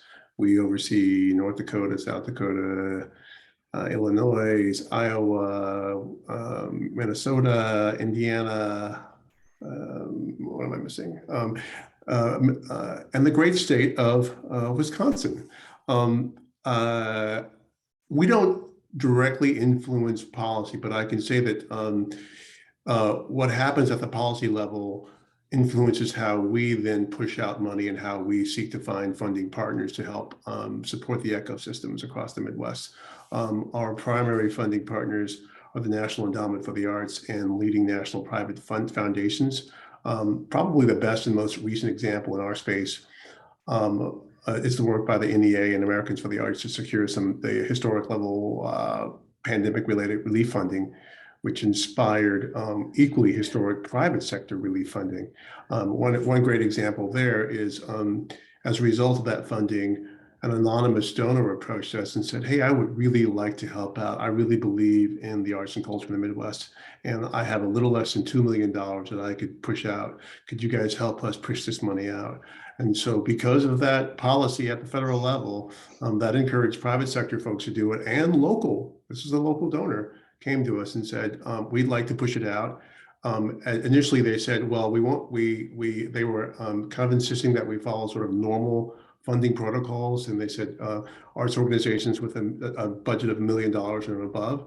And we said, hey, well, that's really not going to do much help right now. It would be nice if you could remove that requirement. And they came back to us after a little bit of thinking and said, yes, okay, what do you folks think you can do? We'll loosen the requirements. And so that enabled us to move beyond those traditional constraints and reach more folks, which helped us to better understand the amazing variety and brilliance of arts organizations and the wide-ranging arts ecosystems in the Midwest.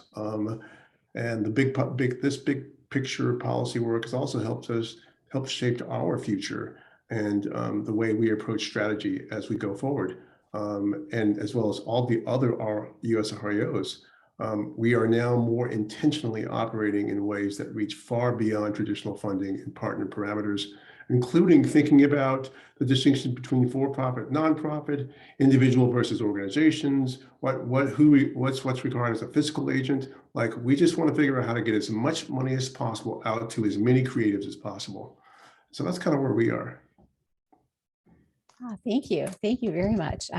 That's a great donor to step forward. That's fantastic. That's fantastic. So my second question today, or our second question today, is when we're thinking about investment, we sometimes default to funding as the sole source of investment. And we're going to discuss that next, because that's obviously incredibly important when we're talking about fueling organizations and fueling an economy and fueling creativity. But first, let's talk about human capital and investments in human capital. So each of you work with multidisciplinary and cross-disciplinary organizational networks. And these networks are critical to a creative economy. What advice would you give to those who are just starting to think about building networks to support a creative economy, or those who are in that process but are looking to expand their networks? And for this one, Marcy, if you don't mind, I'll call on you first. Oh, okay. I was just thinking, I did read the questions ahead of time, but I guess I would say it really boils down to establishing relationships. And when you're talking about rural areas where a lot of the stakeholders are doing this work as volunteers, that's a lot to ask of people. So getting supportive relationships going with people at city levels and in organizations like executive directors, knowing who's who, is really critical. And I guess I also think it's very important to, when you're saying as an organization that you support the arts, that you demonstrate that. So if you are asking artists to step forward, you need to have a budget that you can pay the artists and musicians. And we need to really shut down this whole idea that artists and musicians are going to do things because they want to do it for free. We really need to be the first people in line at whatever level we're at, whether it's an organization or a city. We have to support people monetarily. We have to walk the talk. And that can seem difficult, but I think once you make that as your personal policy and your organizational policy, people will understand it. So that's about all I have to say about that. Thanks, Marcy. Tori, how about you? Marcy, thank you. Marcy, I would say that's true for arts administrators also, to see Yeah. themselves as creatives. We're just kind Absolutely. of wrestling with ourselves in our own budgeting.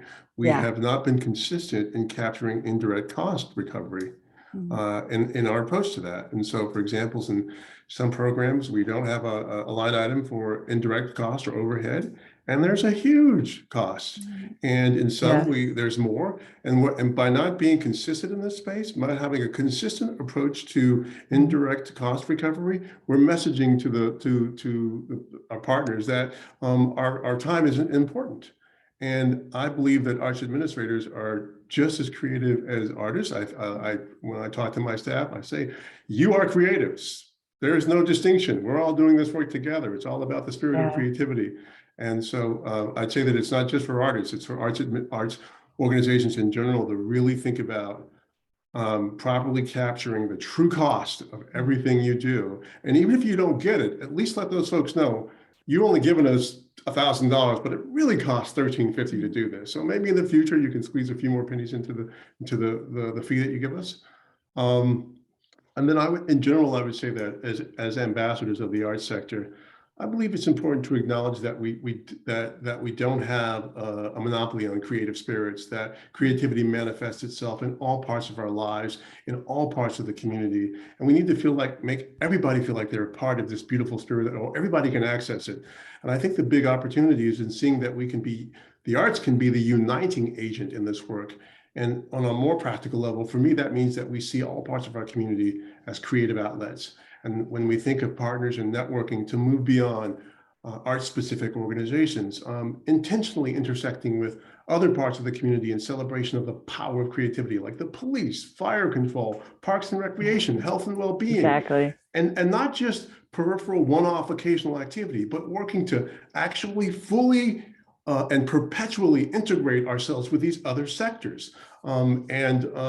Expanding creative-based community prosperity initiatives is becoming one of our funding priorities through ongoing iterations of our artists in community residency programs and through future partnerships with folks like the Air Institute and ArtSpace. We are really very strongly going to be leaning into community prosperity and all that this means, and it's very exciting. And what we're starting to see is also a very strong and important way to attract capital, because when you start to come at folks with this messaging, it feels less elitist than the art specific message. It makes them feel more included, and they're more willing to open their pocketbooks. And we're already starting to see really strong evidence of this.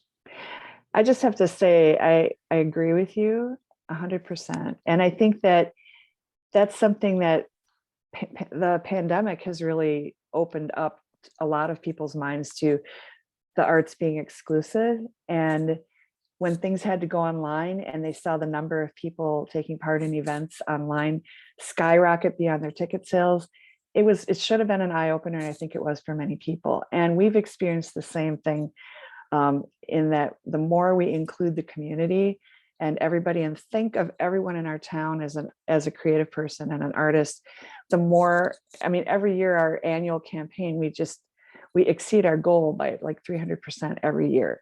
And I think that messaging, that inclusion, that inclusiveness, that's really the key. And I do think that people need the arts. We saw that from day one of the pandemic. People were just like putting out poems and putting musical things online, and people were saying, I need this, I need this. Well, now we know that, and it's our responsibility now is to take it to that next step. Yeah, agreed, fully. That's fantastic. Zach, how about you? I'm really glad the conversation went in this direction, because I thought about the questions today, and government has a pretty easy way of finding resources to pay attorneys and planners and insurance, and regulators and everybody else. But as we think about the other spaces in our community, we haven't really gotten to the point where we can reserve resources for what was just referenced. And I also want to mention that the partnership we have with Art Start, as well as the relationship we had in Wisconsin Rapids with Create Wisconsin, formerly known as Arts Wisconsin, for those of you who haven't caught that rebrand, we intentionally invested in those initiatives with hard cash capital. The American Recovery Plan Act was an opportunity to invest in the human capital aspect of that work. We do rely a lot on our volunteers to hold us accountable to meeting the objectives of some of those initiatives. But, by and large, we realize that it's important to invest in that. I would say further on that topic that, staff time, my time, other city staff, recognizing that it's an investment of the cities to be involved in those initiatives. And as we even think about employee engagement at the city, we've tried to encourage employees to think about ways that they could support, certainly department head staff. If it's somebody in the Parks Department and we're building an amphitheater, for example, this summer, how might he be able to carve out some of his time to continue to support the arts and creative sector of our community? And as we build things, as we design things, some of those things don't come to the forefront oftentimes when we think about planning and building fixtures in our community. So I would just add a couple of those points, but certainly echo the other two panelists as they thought about this. But those relationships certainly can bring in different perspectives and no less important different pockets of the community as we plan arts and culture and engagement activities. Thanks. So I want to touch on funding before we go into a question that Aaron Welty has put into the chat, which I think is just absolutely fantastic given our conversation here. But first, talking about funding, just expanding a little bit on some of the things that we've mentioned. Monetary investment is obviously necessary for any sector of the economy. As someone who has invested heavily in the years in arts education, we realize when you're on that end of it, the time and the energy and the money it takes to develop a creative output. When we're thinking about monetary investment, could you reflect a little bit on the nuts and bolts and funding for the creative economy? We are the advocates, hopefully, for artists and creatives being compensated for the skills that they've developed and that they're deploying on behalf of society. So when we're talking about funding, what are the sources of funding that your organization works with, either as a recipient or a funding source? I know we've covered some of them already, but if we could just revisit that for a second, because I think it might be a really important point for us to make before we go on to the next question. Tori, could I ask you to go first? Yeah, sure. So there's just a wide range of approaches in this space, and there's so many different factors to consider when crafting fund-seeking plans. I can say that I spent a significant amount of time fundraising. Probably more than 60% of my time in the arts. My 25-year career in arts administration has been active fundraising. I can say that. In communities with strong coordination between the state level advocacy folks, which I consider like the megaphones, and the funding agents, is where we see greater success in attracting dollars for the arts. One thing for sure, the money is out there. The money is out there. What's needed is the coordination at all levels, macro to micro, much greater cross-sector integration, so that folks in different sectors will hear it and agree with it, and it'll resonate with them, and strong, clear, coordinated storytelling. This kind of brings to mind the amazing success of a group called NIVA this past year, the National Independent Venue Association. We have the nonprofit sector that's been going at it for a while and happy with $100 million or $200 million.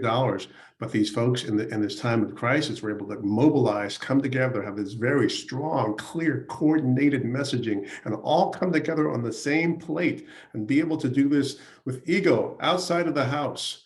And came up with a simple thing: save our stages. And we're able to move beyond ideology. And they attracted $15 billion.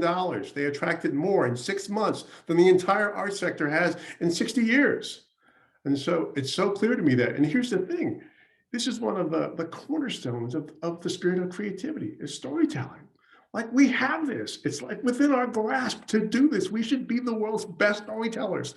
So if there's anybody out there getting funds and getting resources, it should be the creatives who have the most success in attracting these funds. And I think we can do it. I think we're just getting in the way of ourselves.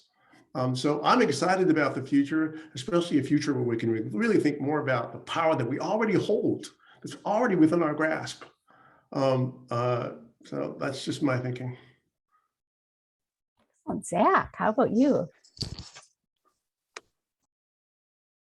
That's a question I kind of bled into previously, but I would, as Tori was saying, don't discount some of the small pockets of money. And for municipalities, it's thinking about room tax and tourism and the creative economies all have many intersection points. And I think the way that municipalities, either with a small amount that they might retain of their room tax or the room tax that the tourism marketing and promotion folks receive as a means to tap. And that's something that we're actually thinking of as a source for some of the public art initiatives that we hope to invest in or co-invest in.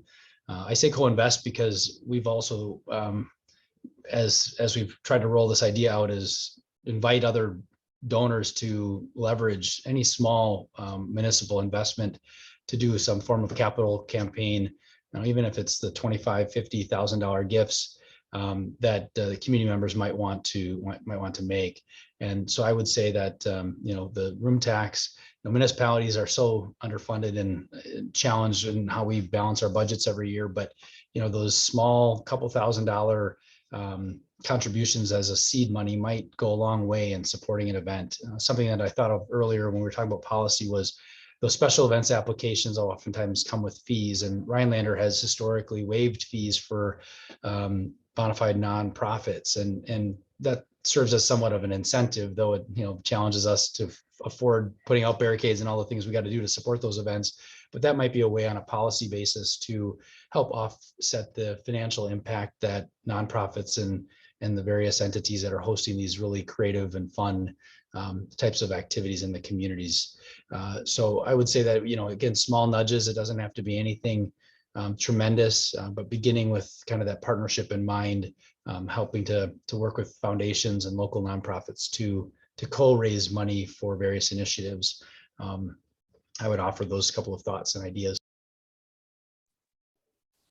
Thanks, Zach. And Marcy. Okay, so coming at it again from an organization doing that kind of work. I'm glad you brought up room tax because that is something that we use for our biggest expensive event. We also have learned where we can have the most success and create kind of like almost like a branded thing. So for instance, the community foundation of the Fox Valley always funds our Bach Festival, and Community First Credit Union, we have a really matching mission of community building. And so they always are like our corporate sponsor for our arts festival. We have an annual campaign that I mentioned before that the more clear we are with what our mission is and where that money goes, the more money people give us. So we found success in just sort of like that, almost like a trusting relationship between our organization and the community. You give us the money, we'll do the work type thing. Just that, and then smaller, I think not discounting smaller things like Amazon Smiles, we rake in a few $100s from them. Thrivent, matching funds organizations, insurance companies, local insurance companies have really approached us and said, hey, we have this matching fund grant. So we've learned about these smaller grants that are somewhat unrestricted. And it takes time to investigate all that stuff. But the other thing I just wanted to say is we started a new venture about a year ago. This is our 1-year anniversary. We're calling it the Arts Hub. And so that's an arts school, music lessons and art classes for all ages. So what we've really now learned is that we have to have a sustainable business plan to ensure that we can continue to do that work. And also that opens up the whole idea of there are grants specifically for working with kids in the arts. And so we've written a couple of higher level grants to sustain that program. And it's pretty exciting. But I think it's important that there is a little bit of sustainability for organizations such as us, so that we're not just always every year trying to say, where's the money going to come from? So understanding that where you can count on the money and what you need to do things is important. Thanks.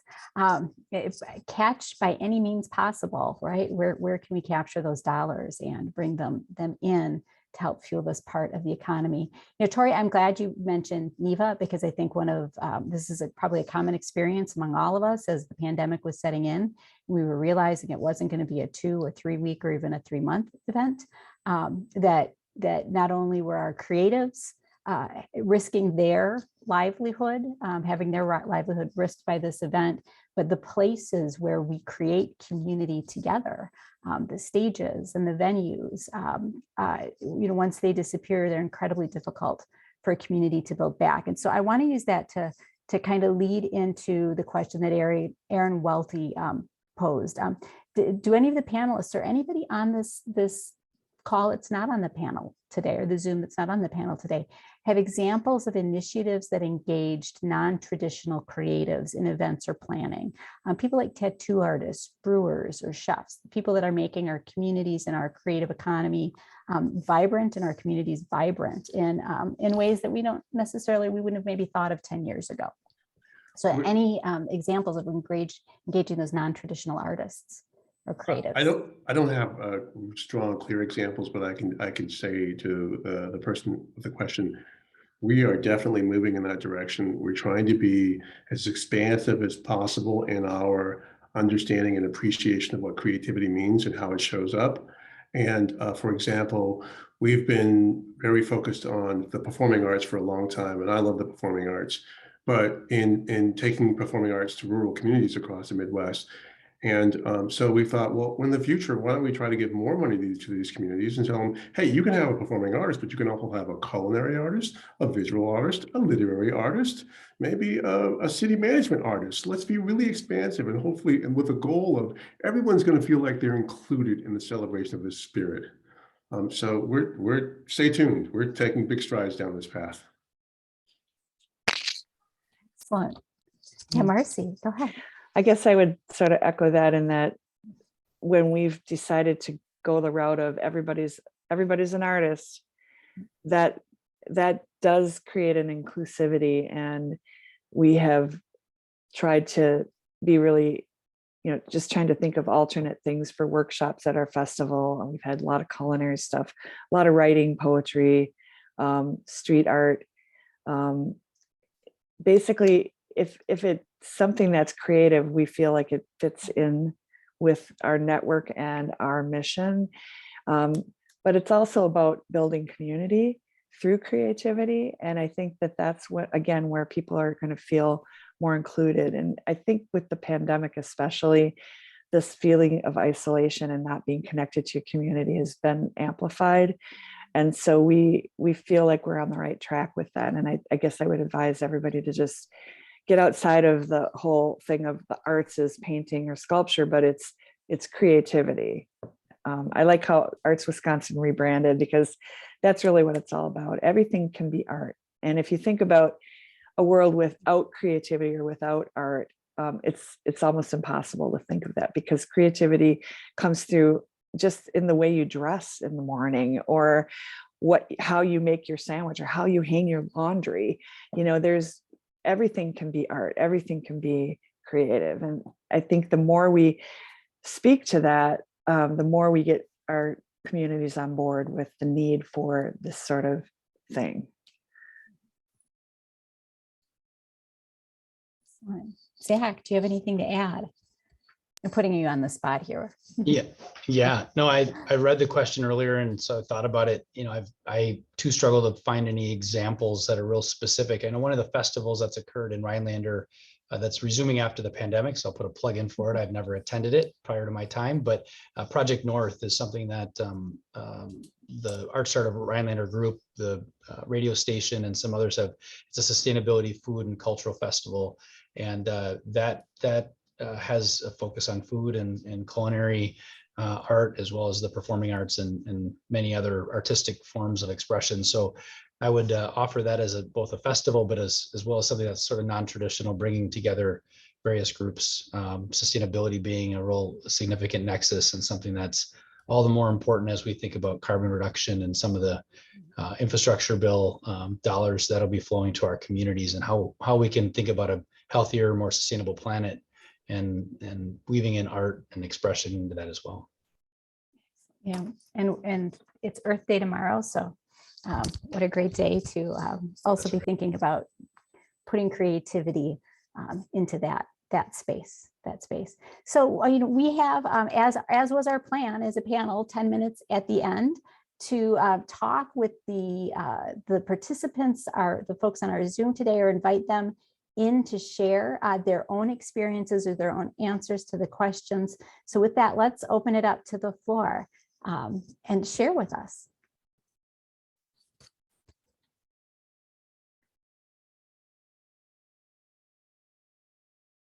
We have a couple of comments. Ann Katz says creative entrepreneurship is multi-layered. There are a number of Wisconsin and beyond microbreweries and wineries that work with local artists to design labels for products. I'm again thinking about those parallel tracks that we talked about earlier when we're building systems and connecting people throughout the creative economy. So many people wear various creative hats. The farmer who raises sheep, dyes the wool, spins it into yarns, creates unique fiber, and so on. We have a comment from Gail Sumi that for those interested, the League of Wisconsin Municipalities is going to be co-hosting a mini charrette, free and open to everyone. If you haven't participated in one of those, you'll enjoy it tremendously. So looking at doing some creative placemaking and planning perhaps with that. So questions from the panel. I don't see any hands up yet.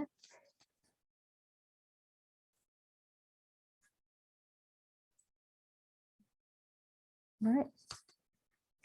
Well, seeing no questions, then I want to thank you, Tori. Thank you, Zach. Thank you, Marcy, for participating today and sharing your experience and your insights with us. We've enjoyed having you here, and what a wonderful way to end our day on such a wonderful message of how we can work together and what we can look at in terms of creating policy, building networks, and looking for funding. So with that, Brandon, I will turn it over to you. Yes, thank you. I'm going to remove the spotlight from everyone so we can, maybe we'll just have Kristen up there, last but not least. Yes, thank you everyone for joining us today. Especially thank the presenters for taking the time out of their day, and our moderators for spending the time with us as well. I know 3 hours in virtual summit is a long way, a long time to commit. So for those who have stuck around, we do greatly appreciate it. As I mentioned at the beginning, we will be putting all materials, slides, links, as well as the video recording on our website. And so if that usually takes about a week or so to get that up, but we will have it ready for everyone to review. And I will send out a follow-up email to everyone who's registered so they can access it. So thank you all again for joining us, and I hope you all have a wonderful day, and hope to see you again soon. Take care.